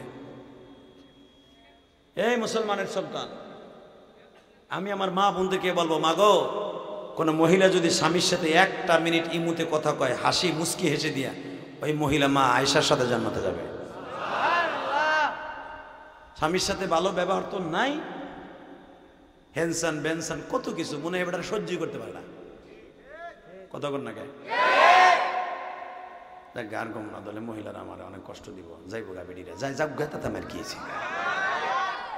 তোমার গর্ভ থেকে আব্দুল কাদের জন্ম নিব? ওই যে এই জন্ম নিবে, এই যে এই জন্ম নিব তোমার গাড়িতে। সন্তান ভালো করতে হলে, ইলিয়াস রহমান জিহাদি বানাইতে হলে, এই হাদিস সাহেবের মতো বানাইতে হলে, ওই হাদিস সাহেবের মতো বানাইতে হলে চোখের পানি দিয়ে যায় নামাজ ভিজাইতে হইব। উবাদা 7 বছরে বলা বাপরে বলে, আব্বা আমি তোমার লগে যাবো, আমার নবী যদি কষ্ট পায় আমার নবীরে ব্যান্ডেজ লাগাই দেবে। বাপ পোলার থুতুর নিচে হাত দিয়ে চুমা দিয়ে কয়, বাপরে তোর এই বয়সে এই চিন্তা ভাবনা, আমার নবীর প্রতি তোর এত ভালোবাসা, আয় আয় আয় তুই আমার বুকের মধ্যে আয়, তুই তো আমার সাথে বেশি ভালোবাসস। বাবা গো তুমি তো জানো না গো বাবা, নবীরে একটা দিন না দেখলে কোনো কিছু ভালো লাগে না। ও বাবা আমার নবী বলেন, লা ইউমিনু আহাদুকুম হাত্তা আকুনা হাব্বা ইলাইহি মিন ওয়ালিদিহি ওয়া ওয়ালাদিহি ওয়ান নাসি আজমাইন। তোমাদের মা বাবা তোমাদের আত্মীয় স্বজন থেকে আমি নবীরে বেশি ভালোবাসতে হবে। বাবা তোমার চাইতে আমার নবীরে কম ভালোবাসি না। বাবা আমারে যদি নেয়ার অপশন থাকে আমি তোমার সঙ্গী হয়ে যাবে গো বাবা। আবু বাদা বলে, বাবা গো তোর সাথে গল্প করে সময় কাটাবার সময় নাই। ওই দেখ তাহাজ্জুদের আযান হয়ে গেছে, ফজরের নামাজের পরেই তোমরা রওনা দিব বদরে। বাবা বাবা তাহলে একটা কথা দাও, কি আমি তোমার পিছনে পিছনে 3-4 মাইল যাব, তোমার আগাই দিতে যাব, যদি তুমি ভাগ্যা হও আবার নবীর পিছনে থিয়া। নবী না গতকালকে ওয়াজে কইলো তোমরা কেউ পিছনের থেকে ভাগবা না, তুমি ভাগ্যা এলে আমি তোমার বাপ কমো না। এমনি এমনি কি ওয়াদার কথা কোরআনে আল্লাহ বলছে, সেই ওয়াদার বাপ একটু তারে চিনাই দিলাম যে কেমন কেমন পোলার বাপ। ওই যে ওয়াদা, আবু ওয়াদা যখন নবী 4 কিলোমিটার, আপনারা জানেন যারা মসজিদে নববীতে গেছেন, বাবে বদর এখনো পর্যন্ত আছে না নাই? যেই দরজা দিয়ে আমার নবী বের হয়েছিলেন 313 জন নিয়া, وَإِذْ غَدَوْتَ مِنْ أَهْلِكَ تُبَوِّئُ الْمُؤْمِنِينَ مَقَاعِدَ لِلْقِتَالِ। যেই যুদ্ধের মাঠে যাওয়ার জন্য যেই দরজাটা নবী ইউজ করছিলেন ওই দরজাটা এখনো আছে। এই আবু ওবাদা অর্থাৎ ওবাদা বাবার পিছনে পিছনে যায় আর কয়, আব্বা আমি কিন্তু তোমার পিছনে আছি, তুমি আমার পিছনে ব্যাক করো না। বাজানের 4 কিলোমিটার যাইবার পরে নবী যখন বললেন, যার যার ছেলে মেয়ে যেখানে আছো বাবারে বিদায় দিয়ে চলে যাও। এই যে উবাদা বাবার পিছনের থেকে ব্যাক করার সময় বাবার 2 গালে 2টা চুমা দিয়া বলে, বাবা গো বাবা তুমি কিন্তু বদরের মাঠ থেকে ফিরে আইসো না কাপুরুষের মতো, আসবার সময় তুমি আমার জন্য মজা নিয়ে আইসো। কিন্তু ওবাদা কি জানতো আমার বাবার সাথে জীবনের শেষ দেখা। হে মানিকগঞ্জের যুবকরা, আমি যখন ওবাদার ওয়াজটা করি আমার জীবনের সাথে মিলাইয়া ফেলিব। আমিও যেদিন আমার মাকে বিদায় দেই 3 মাস পরে কানে খবর গেল আমার মা দুনিয়ায় নাই গো। আমার মানিকগঞ্জের বাইরে শুধু দিলটাকে নরম করে আমার আল্লাহকে দেখায় দিবে। আমি ইলিয়াস রহমান জিহাদি ওই গোপালগঞ্জের জমিনে মাকে বিদায় দিয়ে দিলাম। আমার মা বলে দিল, ইলিয়াস রে যা গো বাবা যা, মাদ্রাসার থেকে কোনোদিন ব্যাক করবি না, যদি মাদ্রাসায় পরে আলেম হও আমি মা তোমারে দুধের দাবিটা ছেড়ে দিব। এখনো আমার কানে আমার মায়ের ওই আওয়াজটা বাজে রে যুবক ভাই। তুমি তো তোমার মায়ের সাথে বেয়াদবি করো, তোমার মাকে ভাত দিতে চাও না, মা ডাইনে যাইতে বললে বামে যাও।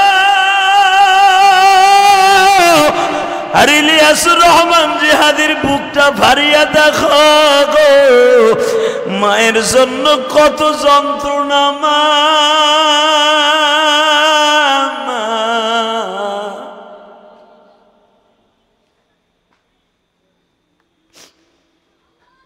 পৃথিবীতে যার সাথে মায়ের দোয়া আছে ওই মানুষটা কোনোদিন এই জমিনে অপমানিত হবে না গো বাবা। ও জীবনে কোনোদিন টাকার অভাবে মরবে না, জীবনে কোনোদিন মারাত্মক গজবে আল্লাহ ওরে দুনিয়ার থেকে নেবে না। আমি যেই বাসায় রেস্ট লইছি লাকাত ভাইয়ের বিয়ের বাসায় বাজান, তোমাদের এলাকার প্রসিদ্ধ একজন মানুষ, তার বাসায় খাওয়া দাওয়া করছি। সে আমারে যখন বলছে যে আদিশা বুঝু আমি আমার মায়ের অনেক খেদমত করছি, আমার বাবারও খেদমত করার চেষ্টা করছি, আমার বুকের মধ্যে এত কষ্ট জায়গা উঠছে। তার মা মাত্র 2-3 বছর আগে মারা গেছে, তার এত বয়স হওয়ার পরে মা মারা গেল। আমার মা আমারে 12 বছর বয়সে রাইখে কবরে ঘুমাইল গো মা। ও মা, আমি তোমার হক আদায় করতে পারি নাই গো মা, তবে একটা কাজ করছি গো মা। বাংলাদেশে যত মাহফিলে যাই এমন কোন মাহফিল নাই তোমার জন্য এক ফোঁটা কেঁদে কেঁদে দোয়া করি না মা। তোমার ইলিয়াসকে মাফ করে দিও গো মা, আমি তোমার জীবনে এক খিলি পানও কিনে খাওয়াইতে পারি না।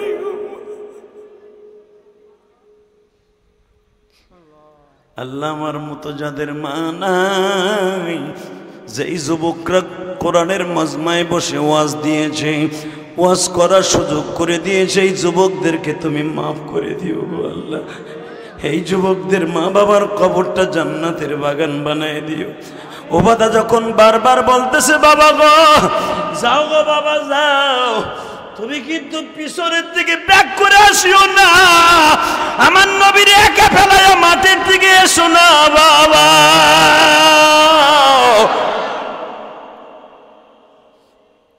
নবী আমার শুনতেছে 7 বছরের ওবাদার কথা, জোরে জোরে চিল্লাই চিল্লাই কইতেছে তুমি নবীরে মাঠে রেখে আইয়া বেরো না।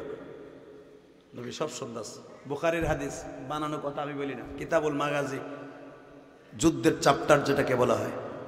এই যুবক এখন কান দিয়ে চিল্লাবি, নবীর কথা শুই না, সাহাবীদের কথা শুনে যাদের চোখে পানি আসবে এই মানুষটা কোনোদিন জাহান্নামের আগুনে জ্বলবে না, বরঞ্চ মৃত্যুর একদিন আগে হলো আমার নবীকে সে স্বপ্নে দেখতে পারবে। আর আমার নবীকে জীবনে একবার যে স্বপ্নে দেখবে তার জন্য 60টা জাহান্নাম চিরতরে হারাম হারাম হারাম হারাম। নবীর ব্যথায় ব্যতীত হয়ে কাঁদবা না কেন? দেখ 7 বছর ওবাদা করে কি যুবক, ওয়াজ তো দিস। অনেক যুবক আছে ওয়াজ ঠিকই দেয়, নামাজ পড়ে না, কথা কন না কে? এই যুব সমাজ নামাজ পড়ে কিনা আমি জানি না, কামতলার যুবকটা, এই বেটা ওয়াজ দিছো ভালো কাম, নামাজ না বলে এটা আকাম। যদি ওয়াজ দেওয়ার পরে কালকে থেকে যুবকরা নামাজি হয়ে যায় তাহলে বোঝা গেল ওয়াজ দিয়ে কাজ হয়েছে। আর যদি নামাজ না পড়ে তাহলে মনে করবেন ওয়াজ দিয়ে কোনো লাভ নাই। তবে একটা লাভ আছে, এদের ওয়াজের কারণে আমাদের মতো বক্তা আনে, সুপারস্টার বক্তা, যাদের কথায় আপনার চোখ দিয়ে পানি পড়তেছে। একটা লোকের চোখের পানি যদি কবুল হয়, যারা মানুষের দ্বারে দ্বারে ভিক্ষা করে করে কষ্ট করে মাহফিলের আয়োজন করছে, দোকানদার ভাইয়ের হাতে ভাই ধরছে, ভাই 1000 টাকা দিয়ে ইলিয়াস রহমান জিহাদি আসতেছে, এই কষ্ট করে যারা ওয়াজের আয়োজন করছে এদের মা বাবাকে আল্লাহ মাফ করে দেবে এর উসিলায়। কষ্ট হইতেছে? শুধু আমার দিকে তাকাবেন, কোন দিকে গাঁটটা ঘুরাইয়েন না যুবক। নবী বললেন এই ছেলেদেরকে বিদায় দাও। 4 কিলোমিটার গেছে এই বাচ্চাগুলা, সুবহানাল্লাহ বলেন না? 4 কিলোমিটার যাইবার পরে নবী বিদায় দিয়ে যখন যায়, ওবাদার কথা সবচেয়ে কোরআনে উল্লেখ, সবচাইতে বেশি প্রসিদ্ধ ঘটনা ওবাদার। বাবারে বারবার বলতেছে বাবা যাইতেছে, কিন্তু তুমি নবীরে থুইয়া মাঠে একা ভাইগে চলে আয়ো না। নবী যখন বললেন ওবাদা তোমার ছেলের কথাটা আমার বারবার মনে পড়তেছে, তোমার বাবা না বলছিল বাবা মজা লই আইও, আমার মন কেন জানে বলে তুমি জান্নাতের মজা খাইবা, তোমার ছেলে আর তোমার কাছে আসবে পারবে না। আপনারা 2 দিন আগে একটা ফেসবুকে যেটা ভাইরাল দেখছেন, বাপটা মারা গেছে, মেয়েটা বাবার লাশের কাছে যে এইভাবে ডাকতেছে, আব্বা আব্বা গো আব্বা তুমি ওঠো, আব্বা তুমি তোমার মেয়ের পরে রাগ করে শুয়ে আসো কেন, আব্বা গো তুমি ওঠো, আব্বা গো তুমি ওঠো, সারা দুনিয়া পাগল করে ফেলছে, বিয়ে দাও।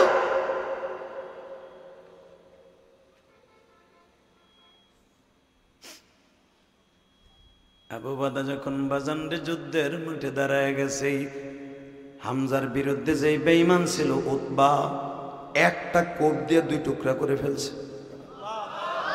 এই আল্লাহু আকবার আস্তে করলে বাতের রোগে ধরবে বেটা, আল্লাহু আকবার আস্তে কোন যাবে না। মুসলমানের সবচাইতে বড় যুদ্ধ বদরের যুদ্ধ যদি সংগঠিত না হতো, এই মানিকগঞ্জের জমিনে কামতলায় কোনোদিন ইসলাম আসতো না, গোপালগঞ্জে ইসলাম আসতো না, কিশোরগঞ্জে গোপাল আসতো না, নবাবগঞ্জে ইসলাম আসতো না। মনে রাখতে হবে মানিকগঞ্জের যুবক, তুমি মানিকগঞ্জের সন্তান, আমি গোপালগঞ্জের সন্তান। যদি বাড়ি এখন আমার কেরানীগঞ্জ, ইসলাম কেরানীগঞ্জ, মানিকগঞ্জ, কিশোরগঞ্জ, নবাবগঞ্জ, গোপালগঞ্জে ইসলাম আসতো না যদি বদরের যুদ্ধে মুসলমান বিজয় না হতো। এখন আওয়াজ দিবা না দিবা কার কথায়? এই আলীর বিরুদ্ধে যে ছিল, এক কোপ দিয়ে 2 টুকরা বানায় হেলাইছে। ওই দেশের নিয়ম ছিল যুদ্ধের ট্রেনিং এর, একজন আর একজনের বিপক্ষে যেতে পারবে না। তোমার এগেনস্টে যে ছিল তারে মারছো, চুপ করে খাড়াই থাকবা। আবু বাদার বিরুদ্ধে উতবার ছিল, ওলিদ দ্বারাই ছিল। অতর্কিত হামলা যাকে বলা হয়, কোনো প্রসেসিং ছাড়া, নিয়মতান্ত্রিক ছাড়াই আবু বাদার ঘাড়ের উপরে এমন কোপ দিছে, এই হাতের বাজুটা কেটে পড়ে গেছে। যুবক ভাইরা, তাকবীরের ধরি দিয়ে আবু বাদা জমির ছিটকে পড়ে গেছে। আর একটা কোপ দিছে, এই হাতের বাজু পড়ে গেছে। হযরত আলী দেখলেন 2 জনে একসাথে আসছি, 3 জনে একসাথে আসলাম, 2 জন অক্ষত, আর আবু বাদা শহীদ হয়ে যাবে, ওর মনের আশা পুরো হবে না, এটা হতে পারে না। হযরত আলী অতি তাড়াতাড়ি টান দিয়ে আবু বাদারে ঘাড়ের পরে নিয়ে আলীর তরবারি দিয়ে এমন জোরে আঘাত করছে, বেঈমানকে জাহান্নামে পাঠিয়ে দিয়েছে। কিন্তু বাজান, তার আগে আবু বাদার ঘাড়ের উপরে এমন জোরে কোপ দিছে, ঘাড়ের রগটা কেটে গেছে। যেই ঘাড়ের রগ দিয়ে বাজান নাক মুখ দিয়ে বাতাস প্রবাহিত হয়, এই রগটা কেটে গেলে আর বাঁচে না। আবু বাদা আলীর কানে কানে বলে, আলী রে, আমি নবীর সাথে ওয়াদা দিয়ে আসছিলাম গো আলী, মরার আগে যদি আমার নবীরে একবার দেখতে পারতাম। আপনারা যারা বদরে গেছেন, বদরের মাঠ থেকে বাবা প্রায় আধা কিলোমিটার দূর হলো নবীর রেস্ট হাউস, যেটাকে মসজিদে আরিশ বলা হয়। আল্লাহু আকবার বলতে পারেন না? আমি গুনাহগার, পুরা রমজান মাস মসজিদে আরিশের সামনে সাক্ষাৎকার দিছি, ইউটিউবে দেখিয়ে নিও। এই মসজিদে আরিশের এখানে হলো নবীর রেস্ট হাউস, যুদ্ধের মাঠটা হলো আধা কিলো দূরে।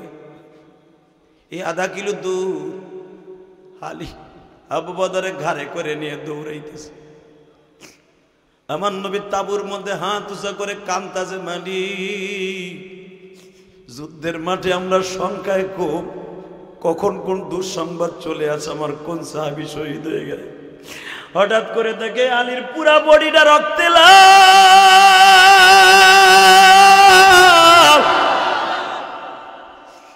নবী মনে মনে ভাবলেন, আলীর প্রতি শরীরে ইনজুরি হয়েছে, আঘাত লেগেছে। আলী একটা দৌড় দিয়ে বিশ্ব নবীর সামনে আবু বাদার লাশটাকে শোয়াই দিয়ে বলে, নবী গো, আবু বাদার জীবনে এখনো আছে, জানটা বের হয় নাই, আর জীবদ্দশায় আপনার এক নজর দেখতে চাই গো নবী।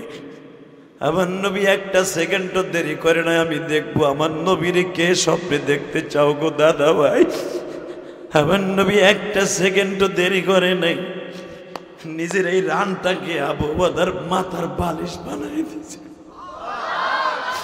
আমার নবীর এই ঠোঁট দুইটা আবু বাদার ঠোঁটের সাথে লাগাই দিছে।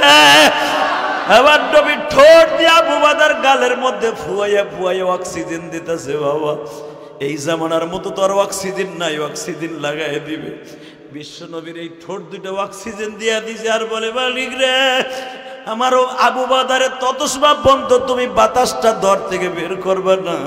আবু বাদার মনের আশা পুরো হওয়ার আগ পর্যন্ত আবু বাদার বিশ্বনবী জিজ্ঞাসা করে, আবু বাদারে, মরার আগে বলিয়া যা, তোর মনে কোনো দুঃখ আসেনি, কোনো আশা আসেনি? বুখারীর শরীফ ফয়জুল বাড়ির মধ্যে দেখবেন আমার আলেম ভাইরা, আমার যুবক ভাইরা বাংলায় আছে, কিতাবখানা মোতালা করবে। আবু বাদা বলে, নবী, আমার কোনো কিছু চাওয়ার নাই, মাত্র কয়েকটা জিনিস আমি চাই। আমি দেখতেছি আপনাদের চোখে পানি।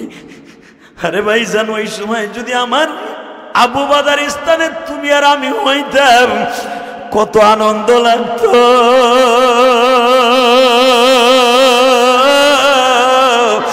আমার এতিম নবীর এই রানটা আমার আপনার জন্য বালিশ হইত।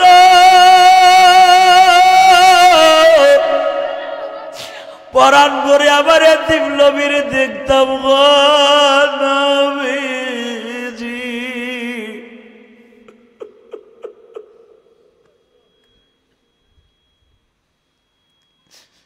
আল্লাহ, আমরা হতভাগা, নবীর প্রেমের কথা শুনিয়া কান্দি, কিন্তু নবীর দেশে জন্ম নেই নাই, নবীর যুগে জন্ম নেই নেই, কিন্তু চোখের পানি ফেলায়া কান্দি।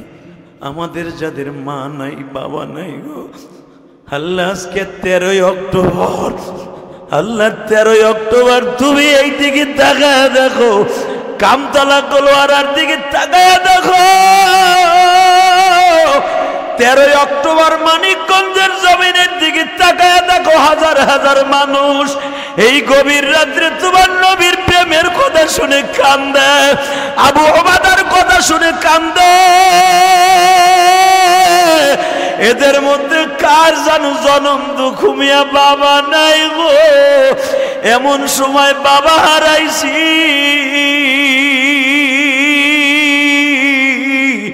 তখন ছিলাম আমরা বেকার, তখন ছিলাম আমরা গরিব। এমন সময় মা হারাইছি, মাকে ভালো করে খেদমত করতে পারি নাই গো। আল্লাহ, যারা মাকে কবরে রাইখে কান্দে, বাবাকে কবরে রাইখে কান্দে, এই চোখের বাড়ি বাবার কবরে পৌঁছে দাও আল্লাহ।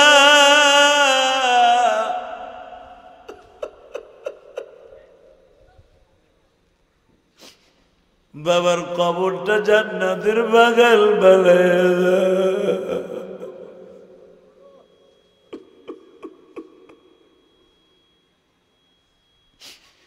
তুমি আর আমি যখন মেট্রিক পরীক্ষা দিব, বাবায় মারে, মায়ে মারে, তুই ভালোভাবে লেখাপড়া না করলে, রেজাল্ট খারাপ করলে চাকরি হইব না। আরে মা চাকরানির মতো ডিউটি করলো, সেই মা সুখের মুখ দেখার আগে কবরে চলে গেল। মা,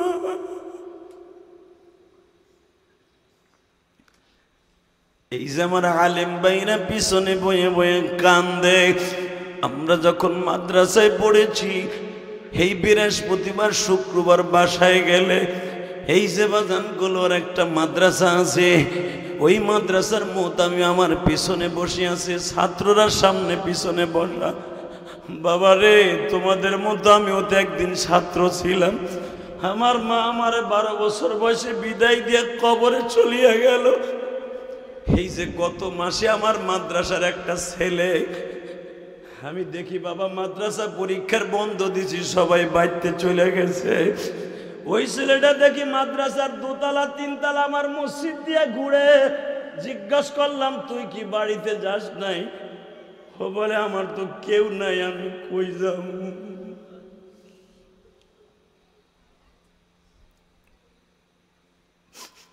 আমি বললাম, মাদ্রাসার বোর্ডিং বন্ধ, তোরে খাইতে দিব কে?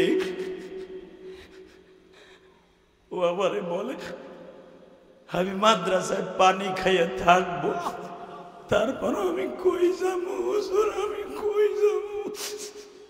আমার আব্বু স্ট্রোক করে মারা গেছে, আমার মা অন্য জায়গায় বিয়ে বসছে। আমি ওই মার সাথে দেখা করতে গেলে আমার ওই সৎ আব্বু আমারে মারে।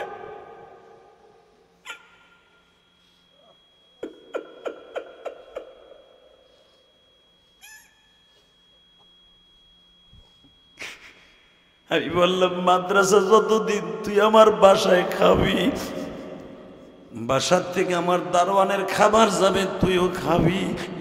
হে মানিকগঞ্জের যুবক, আমি তোর 2টা পাও ধরে বলে দিয়ে যাই, যত এতিমখানা মাদ্রাসা আছে, আমার বড় লোক ভাইরা মাঝে মাঝে এতিমখানায় যাইয়া ছাত্রদেরকে ডাইকা বুকে চুমা দিয়ে বইল, বাবা তোমার কি কি লাগবো? একটা জামা কিনে দিও, এক বস্তা চাউল কিনে দিও, একটা তেল কিনে দিও। তোমার রক্ত পানি করা পয়সার চাউল আর তেল খাইয়া ওই এতিম ছেলেটা কোরআনের হাফেজ যখন হয়ে যাবে, হাফেজের মা বাবাকে যেমনে নুরির টুপি পড়াইব, তোমার মাথায়ও জান্নাতের নুরির টুপি আল্লাহ পড়াইব। আমি যখন মাহফিলে আসতেছিলাম, ওই আল্লাহর বান্দার বাসার থেকে খাবার দাবার শেষ করে, আজ থেকে বাজান 10-12 বছর আগে, প্রায় 15 বছর আগে, শাহী মসজিদ নামের ঢাকা কেরানীগঞ্জ ওই মাদ্রাসার প্রিন্সিপাল আমি ছিলাম। আমার পিছনে নামাজ পড়তো তোমাদের এলাকার বাড়ি। তখন কিন্তু ছেলেটা বাজান রে একজন কর্মচারী হিসাবে কাজ শিখতো। আজকে আমার টাকা দিয়ে কি বলে জানো, হুজুর আজকে আল্লাহ আমার অনেক টাকার মালিক বানাইছে। আজ থেকে 15 বছর আগে আপনার পিছনে কর্মচারী হিসাবে নামাজ পড়তাম আর আপনারে ভালোবাসতাম। আজকে আপনি আইছেন হুজুর, তখন 1 টাকা দেওয়ার তৌফিক ছিল না। আজকে আপনার মাদ্রাসা মসজিদে আমি টাকা দিয়ে দোয়া চাইলাম। শুধু আমি আপনাদের 2টা পাও ধরে বলবো, আমি আমার মায়ের খেদমত করতে পারি না, কিন্তু আমার মায়ের জান্নাতের জন্য একটা মসজিদ করেছি 4 কোটি টাকা খরচ করে। আলহামদুলিল্লাহ বলতে পারেন না? আমার এই ঘাম ঝরানো পয়সা দিয়ে মসজিদ করেছি। আজকেও যখন জুমার নামাজের পরে লেকাত ভাইয়ের বাসায় খাবার খাইছি, লেকাত ভাইয়ের বাসার থেকে অনেক মা বোন তার সন্তানে হাত দিয়ে আমার মসজিদের টাকা দিয়ে গেছে, হাজার হাজার টাকা। আমার মা যদি জান্নাতে যায়, ওই সমস্ত মহিলা জান্নাতে যাবে, লেকাতের বিবিও জান্নাতে যাবে, লেকাতও যাবে, কারণ আমার মসজিদের ভিতরে তাদের অংশগ্রহণ করা আছে টাকা দিয়া।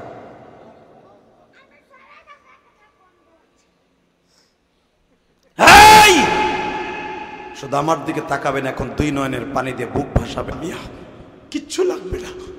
একটা দিনের চোখের পানি কবুল হলে আপনি ফেরেশতার চাইতে দামি হয়ে যাবেন। এখন শুধু বয়ে বয়ে কানবেন। 1 নাম্বার, নবী গো আমার সময় নাই, আমার চোখের সামনে জান্নাতের ডালা সাজানো হচ্ছে।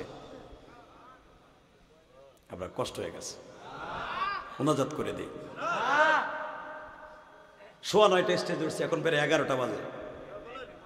অতএব 1.25 ঘন্টা হয়ে গেছে। আর বেশি সময় নষ্ট না করে আপনাকে ফজর নামাজের সিস্টেম করে দিয়ে বিদায় নিয়ে যাই। আহেন মুনাজাত করি। হ্যাঁ, আওয়াজ হবে? আবু বাদার মতো কপাল আমাদের হোক, ফিলিস্তিনির মতো। রাজি আছেন না? রাজি আছেন না?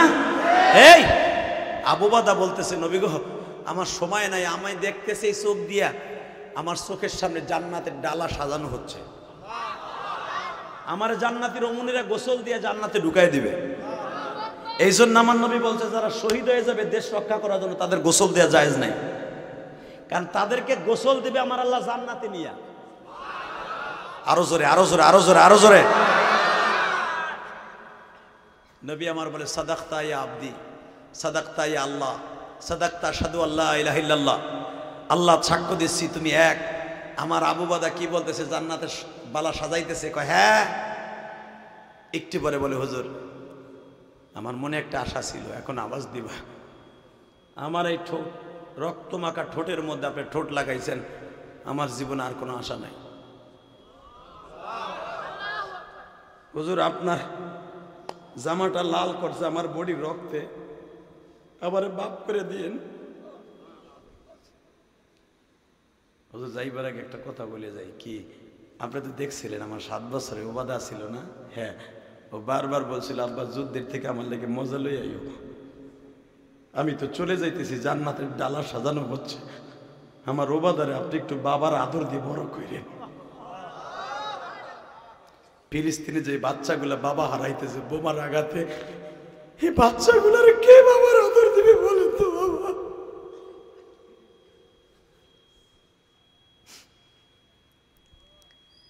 নবী আমার বলে, আবু বাদা আর কি আছে বল।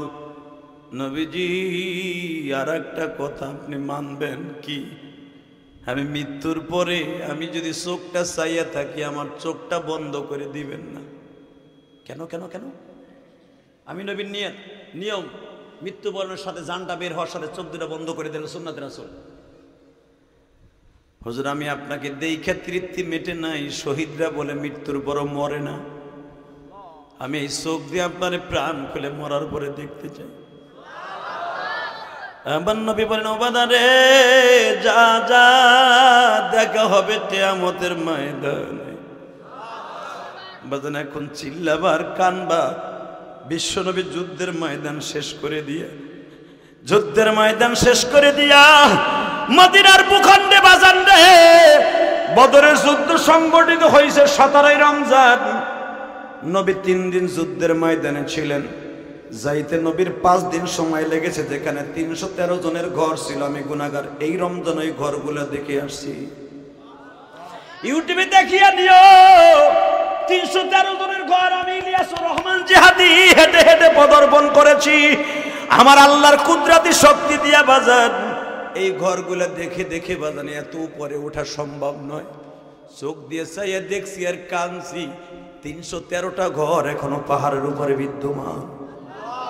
জোরে জোরে জোরে জোরে জোরে আল্লাহ আমার কপালে রাখছিল। বদরে দেখে আসছি, আবার রমজানে দেখে আসছি। এই যে মুফতি মনির ইসলাম শরীয়তপুরি আমার আগে ওয়াজ করে গেল, ও আমার সঙ্গে ছিল। এই মোহাম্মদিয়া মিডিয়া তোমাকে মানিকগঞ্জ বাড়ির সিংহের ও ছিল আমাদের সঙ্গে। এ যুবক রে, বিশ্বনবী এখানে একটা শিবির স্থাপন করলেন 313 জনের ঘর। নবী 17 রমজান যুদ্ধ সংগঠিত হইল, 20 রমজান রওনা দিলেন। নবী আস্তে আস্তে যাইতে চাইতে 3-4 দিন সময়, 25 রমজান নবী মদিনা ভূখণ্ডে ঢুকলেন। বাজান রে জীবনের প্রথম ঈদের নামাজ, এর আগে কোনোদিন ঈদের নামাজ সংগঠিত হয় না। এখন কানবা, নবী আমার ঈদের নামাজ পড়ানোর জন্য নতুন আঙ্গিতে 6 তাকবীরের সহিত 2 রাকাত নামাজ, ঈদুল ফিতরের নামাজ নবীরে জিবরাইল শিখাই দিয়ে গেছে। নবী এখন ইমামতি করবেন ঈদের নামাজ। এর আগে কোনোদিন ঈদের নামাজ নবী পড়ান নাই। ঈদের নামাজ পড়াবার জন্য যখন দেরি হয়েছে, এখন আওয়াজ দিবা, হঠাৎ করে 7 বছরের একটা বাচ্চা আবু বকর আসিয়া বললেন, ইয়া রাসূলুল্লাহ, সেই উবাদা আসছে যেই উবাদা বাপরে বিদায় দিছিল। নবী আমার বলে, উবাদা কি বলে? বলে, হুজুর উবাদারে জিজ্ঞেস করছি তুই কি বলতে চাস বল। বলে, তোমার কাছে কব না, আমি বলবো আমার এতিম নবীর কাছে। আমার নবী ঈদের নামাজ বন্ধ করে দিলেন। আপনারা জানেন গো বাবা, ঈদের নামাজ বন্ধ করে দিয়ে উবাদারে ডাক দিয়া বুকি নিয়ে বলো, উবাদা রে বল বাবা বল, তোর মনে কি দুঃখ? উবাদা বলে, মোহাব্বত রে আমি কি অন্যায় করছি? আমার বাবারে কেন আপনি বদরে রাইখা আসছেন? এই মদিনার প্রত্যেকটা ঘরে ঘরে ঈদের আনন্দ চলছে, বাচ্চাদের মার্কেটিং হয়েছে, আমি উবাদারে কেউ একটা পাঞ্জাবি কিনে দেয় না, আমার কেউ একটা স্যান্ডেল কিনে দেয় না।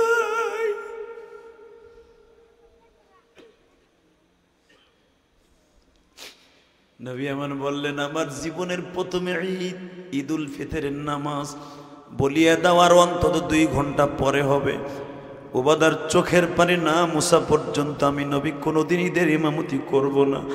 যুবক ভাইরে, তোমার আমার সমাজে কত এতিম আছে, এতিমদের মনের দুঃখ তোমরা বুঝিয়া সলিউশন দিলা না। এতিম নবীর সামনে কেমনে দাঁড়াইবা একবার বুঝা লইছনি।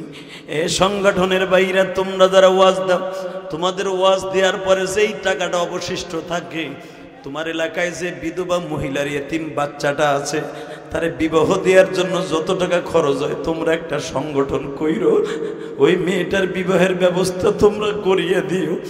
একটা এতিম ছেলের 1 সেট পাঞ্জাবি জামা, প্যান্ট শার্ট, বই খাতা কিনিয়ে দিও। বিশ্বনবীর গাড়িতে জান্নাতে যাইতে পারবা, কোনো সন্দেহ নাই। আমার নবীদের নামাজকে অফ করে দিলে, উবাদারে ঘাড়ের মধ্যে নিয়ে বাজারে গেলেন। নবী মার্কেটিং শুরু করে দিলেন। উবাদা এটা কেমন? জি ভালো। চয়েস হয়েছে? জি দাও। স্যান্ডেলটা কেমন? সুন্দর। ভাল লাগছে? হ্যাঁ নেও। মার্কেটিং শেষ। নবী 2 গেলে চুমা দিয়ে বলে, উবাদার কোনো দুঃখ আসেনি, এবার কানবা। উবাদা বলে, দুঃখ? জীবনের প্রথমে ঈদ আল্লাহ পাক ওয়াজিব করলেন, খুশির আনন্দ, কিন্তু বাবার কোলে উঠা ঈদগার মাঠ থেকে যাইতে পারলাম না। আমার নবী বলে, উবাদারি আমি তোরে নিজে কোলে করে তোর মায়ের কাছে পৌঁছে দিব। আর একটা কথা শুনলি উবাদা, আজ থেকে আমি তোর বাবা,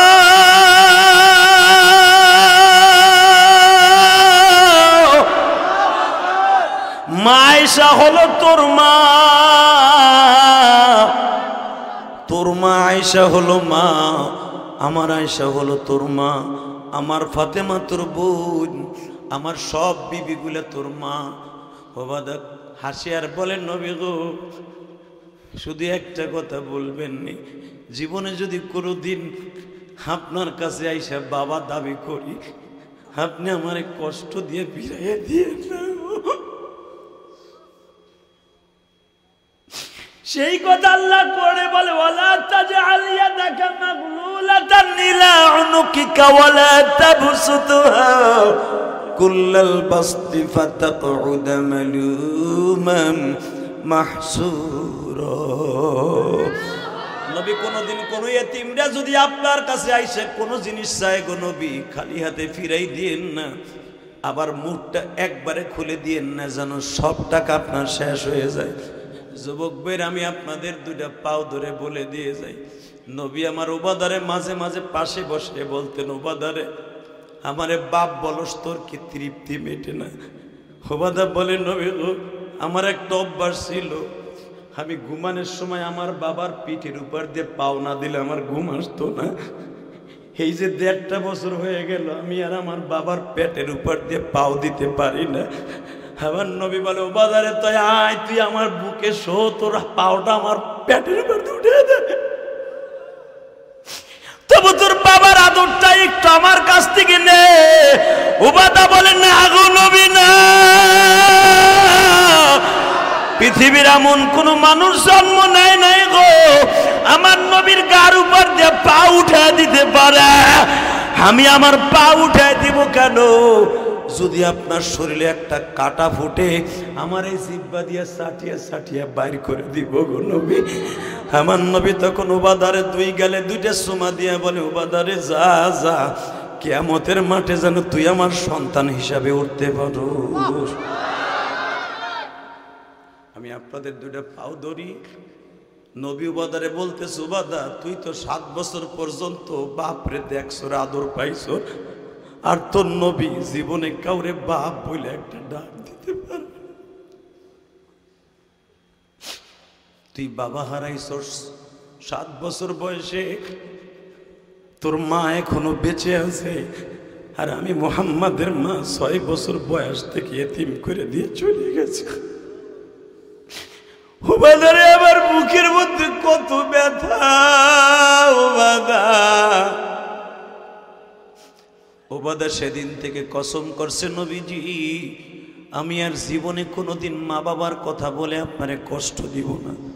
আমি দেখছি আপনি বাবার কথা বলে কত কান্দেন, মায়ের কথা বলে কত কান্দেন। ও আমার যুবক ভাইরা, তোমাদের যাদের মা আছে বাবা আছে, জীবনে একটা কষ্ট দিয়ে কথা বলিস না রে ভাই। এই দরদি যেদিন একদিন ফুরায় যাবে, সেদিন বুঝবি মা বাবা কি জিনিস।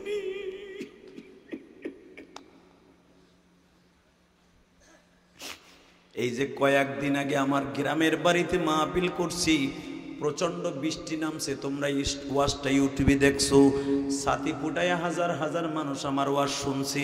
ওই ওয়াজের ভিতরে আমার বাবাও আমার পিছনে বসেছিল। আলহামদুলিল্লাহ বললা না? আমার বাবা আছে, আমার মা নাই।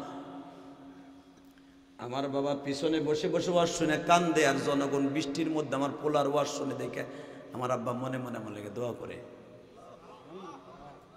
যে আমার সাথে কত বড় লাগে গোপালগঞ্জ এই থানার মধ্যে আছে, আর আমার পোলা হাজার হাজার মানুষ হ্যার প্রেমে এতই আসক্ত যে বৃষ্টির ভিতরে উপেক্ষা করে একটা যুবক যায় না, ছাটি নিয়ে বয়ে রয়েছে। আমার এলাকার পোলা পাল, তাহলে বুঝো আমার এলাকায় কত ভক্ত।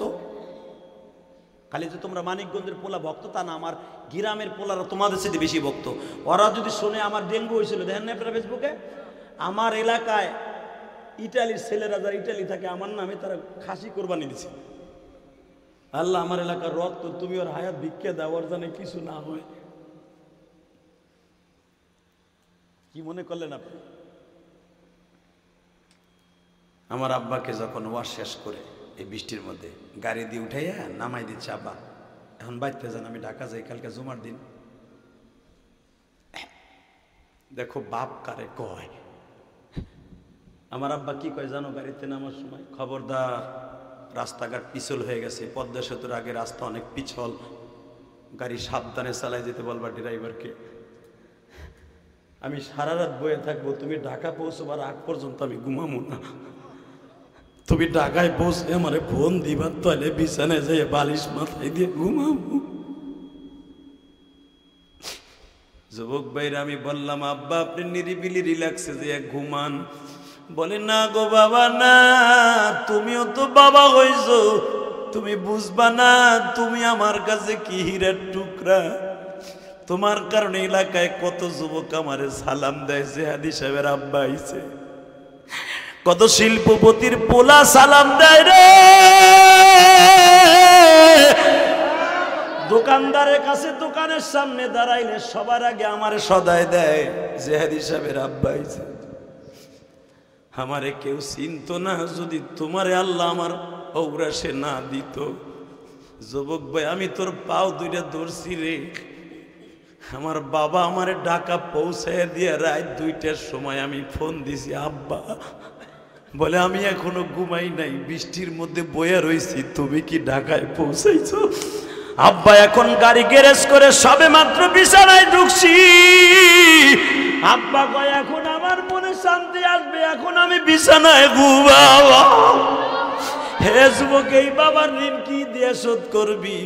সেদিন বুঝতে পারবি যেদিন বাবা চলিয়ে যাবে, বাবার হক আদায় না করে দুনিয়ার থেকে কেউ যাবা না। জোরে কোন আমিন।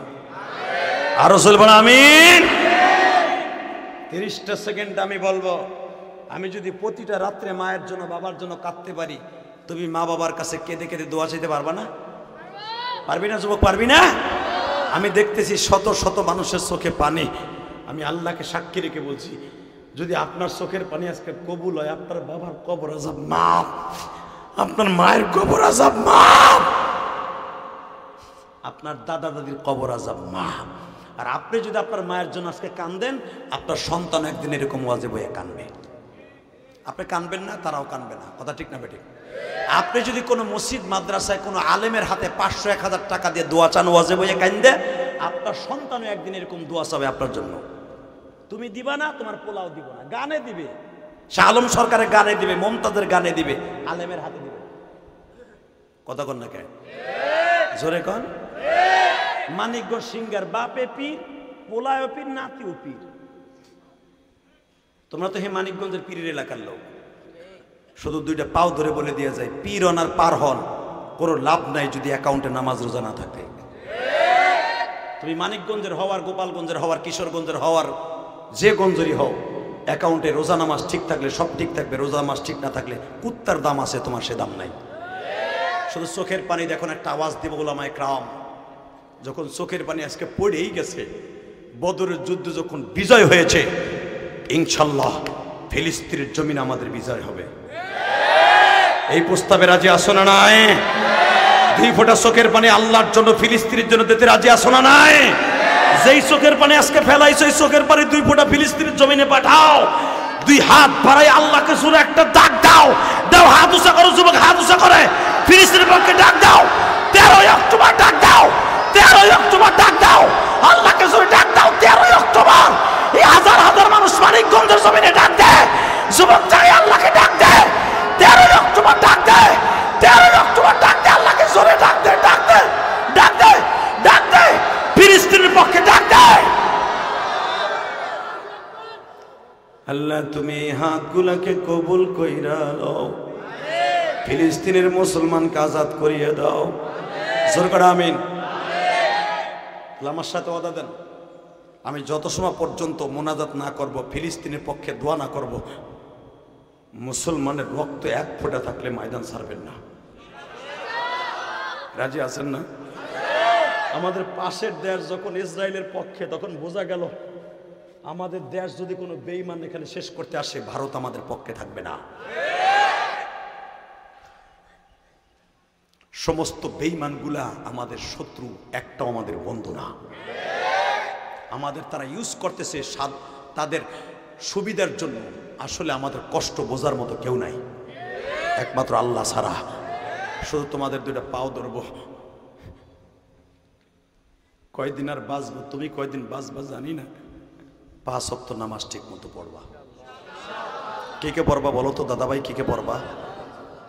নামাজ হ্যাঁ, নামান হ্যাঁ। 2 নাম্বার ওয়াদা দাও, মোনাজাত করার আগে কেউ ময়দান ছাড়বে না। কে কে রাজেশ থেকে হাত তুলেন তো। ওয়াদা দিয়েছেন, একটা লোক উঠবেন না। এখন এই মাহফিলে বাইব না যে কালেকশন আছে, যে বইয়া থাকলে মনে হয় আমারে বস্তা ভরে টাকা দিয়ে যাইতে হবে না।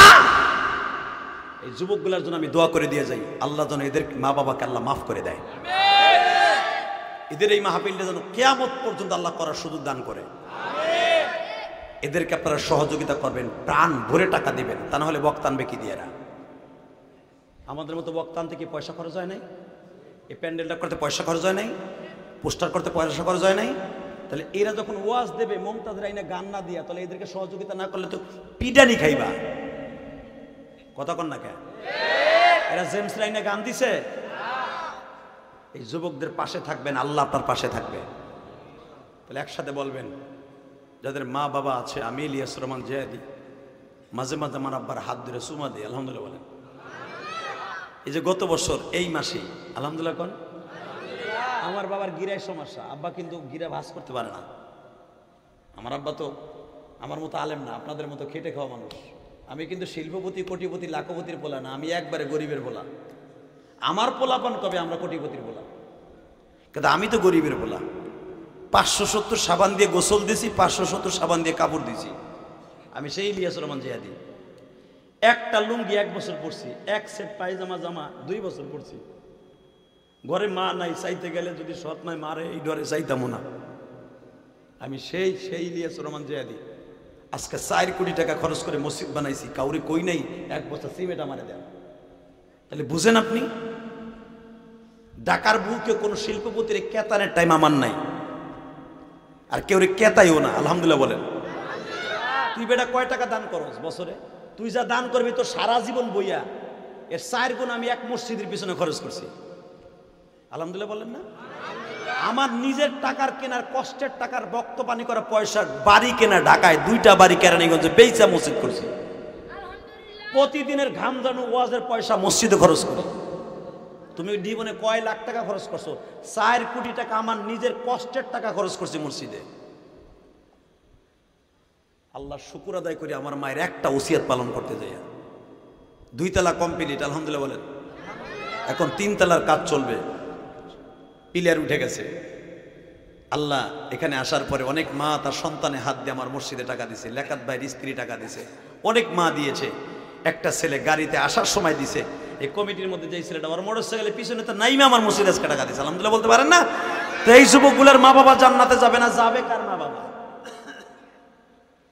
তো ইলিয়াস রহমান জিহাদির জীবনে সবচেয়ে সফলতাই একটাই, আল্লাহর শুকর, আর কিচ্ছু নাই আমার।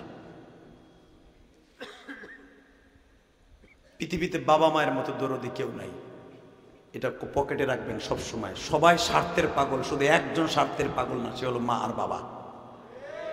এই দুজনকে কোনোদিনও কষ্ট দিবা না, জীবনটা তোমার সুন্দর হবে ইনশাআল্লাহ। আমার বাবাকে নিয়ে 2011 সালে আমার কষ্টের পয়সা দিয়ে আমার বাবাকে হজ করাইছি। কাবাঘরের সামনে দাঁড় করায় আমার আব্বাকে, বুকের মধ্যে চাইপা ধরে যেইভাবে কলাকুলি করলে বাপ যত সম্বন্ধ আমার মাপ না করবে, তত সম্বন্ধ আমার বাপরে সারি নেই।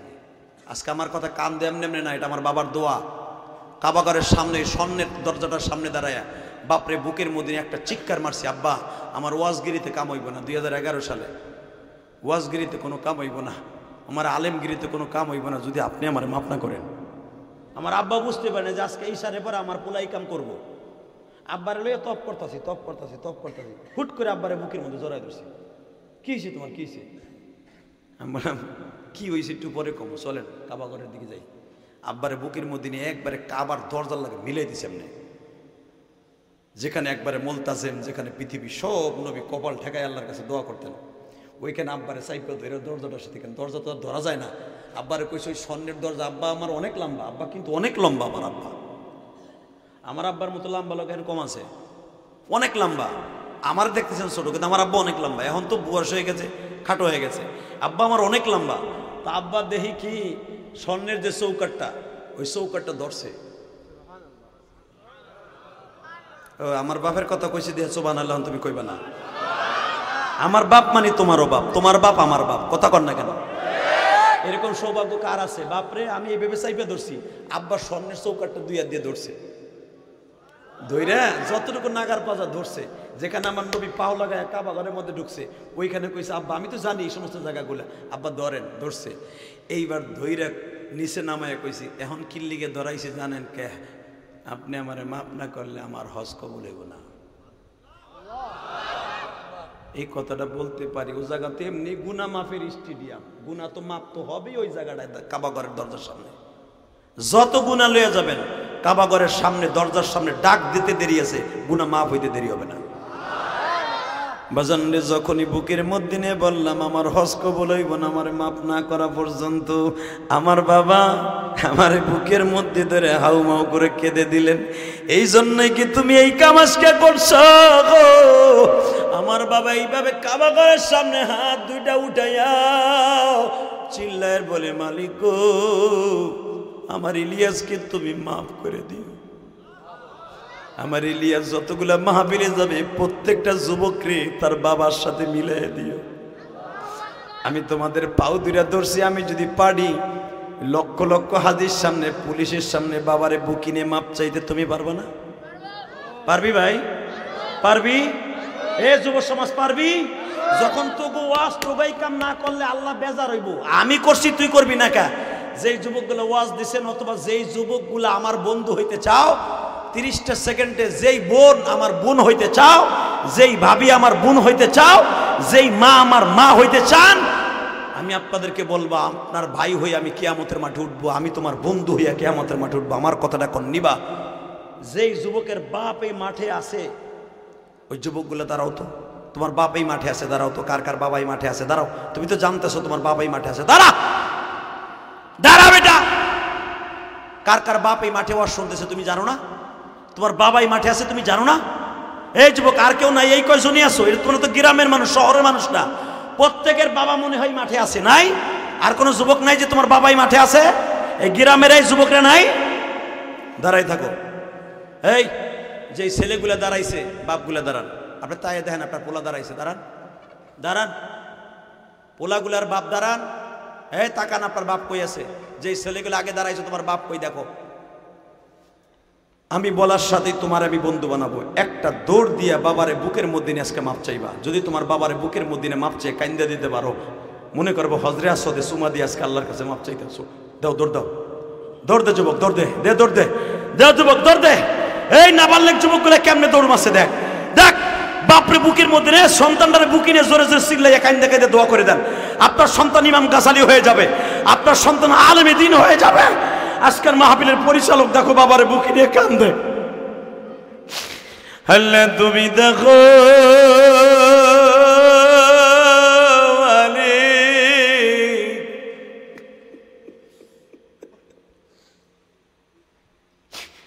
বাবার বুকটা সারিস না রে যুবক, তুই ভোবায়া ভোবায়া কেঁদে দিয়া দেখ বাবার ব্যথা কত রে।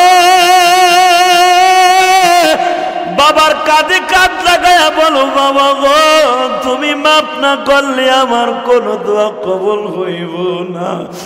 যুবক যাদের বাবাই মাঠে এখনো আছে, সময় আছে, তাড়াতাড়ি বাপরে বুকে নিয়ে মাপ চাও। যদি বাপ না থাকে দেখো এই যে লেখাত ভাইয়ের সন্তান বাবারে বুকে নিয়ে কান্দে মালিক। মহিলা প্যান্ডেলে আমি আমার মাদেরকে বলছি মা শাশুড়ি কাছে আছে কিনা জড়াই ধরে কানতে কি পারো না? মা থাকলে মাকে জড়াই ধরে কানতে পারো না? মা নাই বড় বোন আছে কিনা দেখো, আরে চোখের পানি দিয়া কিয়ামতের মাঠ বানায়া ফেলা। এই জমিনে বাবার মতন বন্ধু কেহ নাই,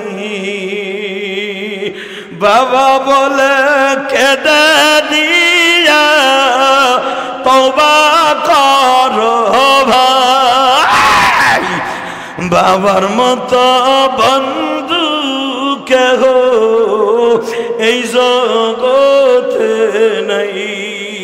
বাইরে যাদের বাবা নাই তাদের বড় ভাই কি নাই? বড় ভাই থাকলে ভাই কি বাবা মনে করি একটা আওয়াজ দিয়ে ভাই ভাইরে বুকি নিয়ে কাঁদতে পারো না? ভাই ভাইরে বুকি নিয়ে যখন বলবা ভাই রে তোর বাবা নাই আমারও তো বাবা নাই, আরে কারে বুকের মধ্যে নিয়ে মাপ চাইব গো, আয় বড় ভাইরে বুকি নিয়ে কাঁদি। আল্লাহ দেখো কেমনে চিল্লায় আর কান্দে। মানিকগঞ্জের জমিনের দিকে তাকাও, আল্লাহ তুমি কামতলার দিকে তাকাও গো, এই যে দেখো ভাই বাইরে বুকে নিয়ে কান্দে।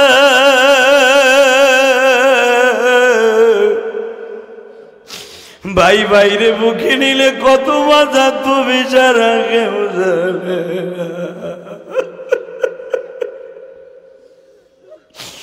যুবকরে তোমার ভাই নাই তোমার বন্ধু আছে কিনা? একসাথে দোকানদারি করো, কথা দিয়ে কষ্ট দিছো, মাপ চাইতে সুযোগ পাও নাই। ও মা তোমার চাচতো বোন, মামাতো বোন, খালাতো বোন রে বুকে নিয়ে কান্দো। যুবক তোর পাও দোষী, দাঁড়া দেখ তোর বন্ধু এই মাঠে আছে কিনা, স্বাস্থ্য ভাই, মামাতো ভাই, খালাতো ভাই আছে কিনা। তুই যারে ভাল লাগে তারে বুকি নিয়ে কাঁদতে থাক। মালিক বলছে তুই কাঁদবি, আমি তোরে মাফ করবো। স্বাস্থ্য ভাই, মামাতো ভাই, খালাতো ভাই নাই, এ অস্কমিটির যুবক পারসটা একটা ডাক দে, চিল্লানি দে, যে জোরে একটা চিল্লানি দে। এ মানিকগঞ্জের যুবক যে জোরে চিল্লানি দে, এ যুবক চিল্লাই আল্লাহর কাছে কাঁদতে থাক। আল্লাহ দেখো কান্নার আওয়াজ ছাড়া কোনো আওয়াজ নাই। মহিলা প্যান্ডেলে কোন মা কান্দে জানি না গো মালিক। আজকের মাহফিলের দোয়া কবুল কইরা লও, নিজের হাতে বসো, নিজের হাতে বান্দা তুমি বানায়া কেমনে দিবা মাপ না করে, তাই কেমনে দিবা মাফ না করে, তাড়ায়া কেমনে কান্দে তোমার বান্দা মাহফিলে।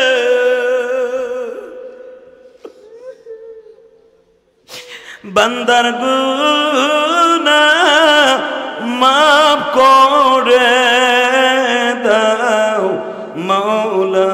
হে আল্লাহ দেখো এখনো কান্দে, দেখো না তোমার কি মায়া লাগে না? এত সময় যদি মারে জড়াই ধরে কান্দতাম, মা অবশ্যই মাফ করে দিত গো।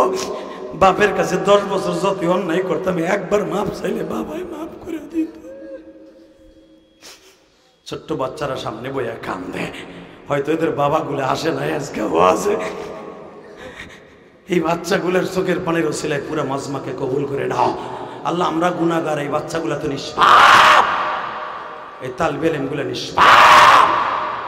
এখনো পর্যন্ত বুকি নিয়ে যারা কান্দে এদেরকে জান্নাতুল ফেরদাউস না দেখাইয়া কবরে ডাক দিবা না। বসে পড়েন, বসেন।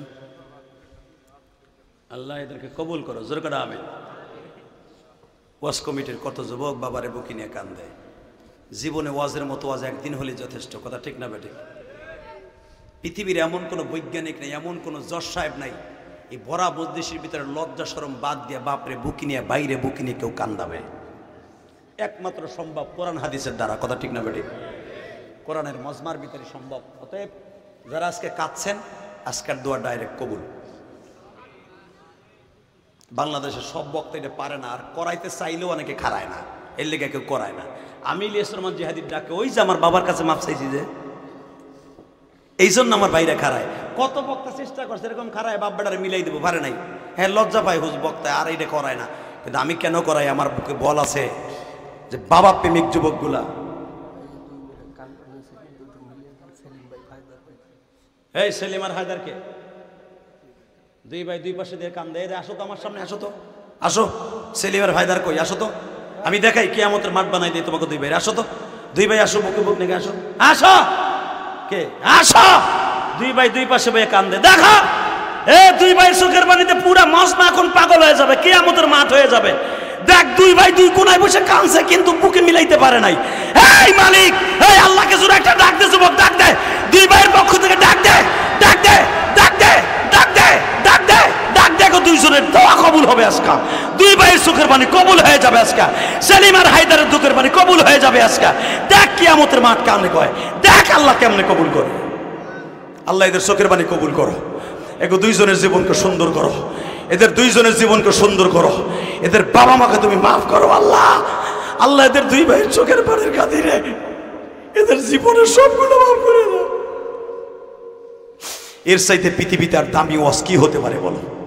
ভালো দুই ভাই দুই কোনায় বয়ে কানছে, বুকে বুক মিলাইতে পারে নাই, কিন্তু ইলিয়াস রহমান জিহাদের ওসিলায় দুই ভাই বুকের মধ্যে বুক নিয়ে কানছে।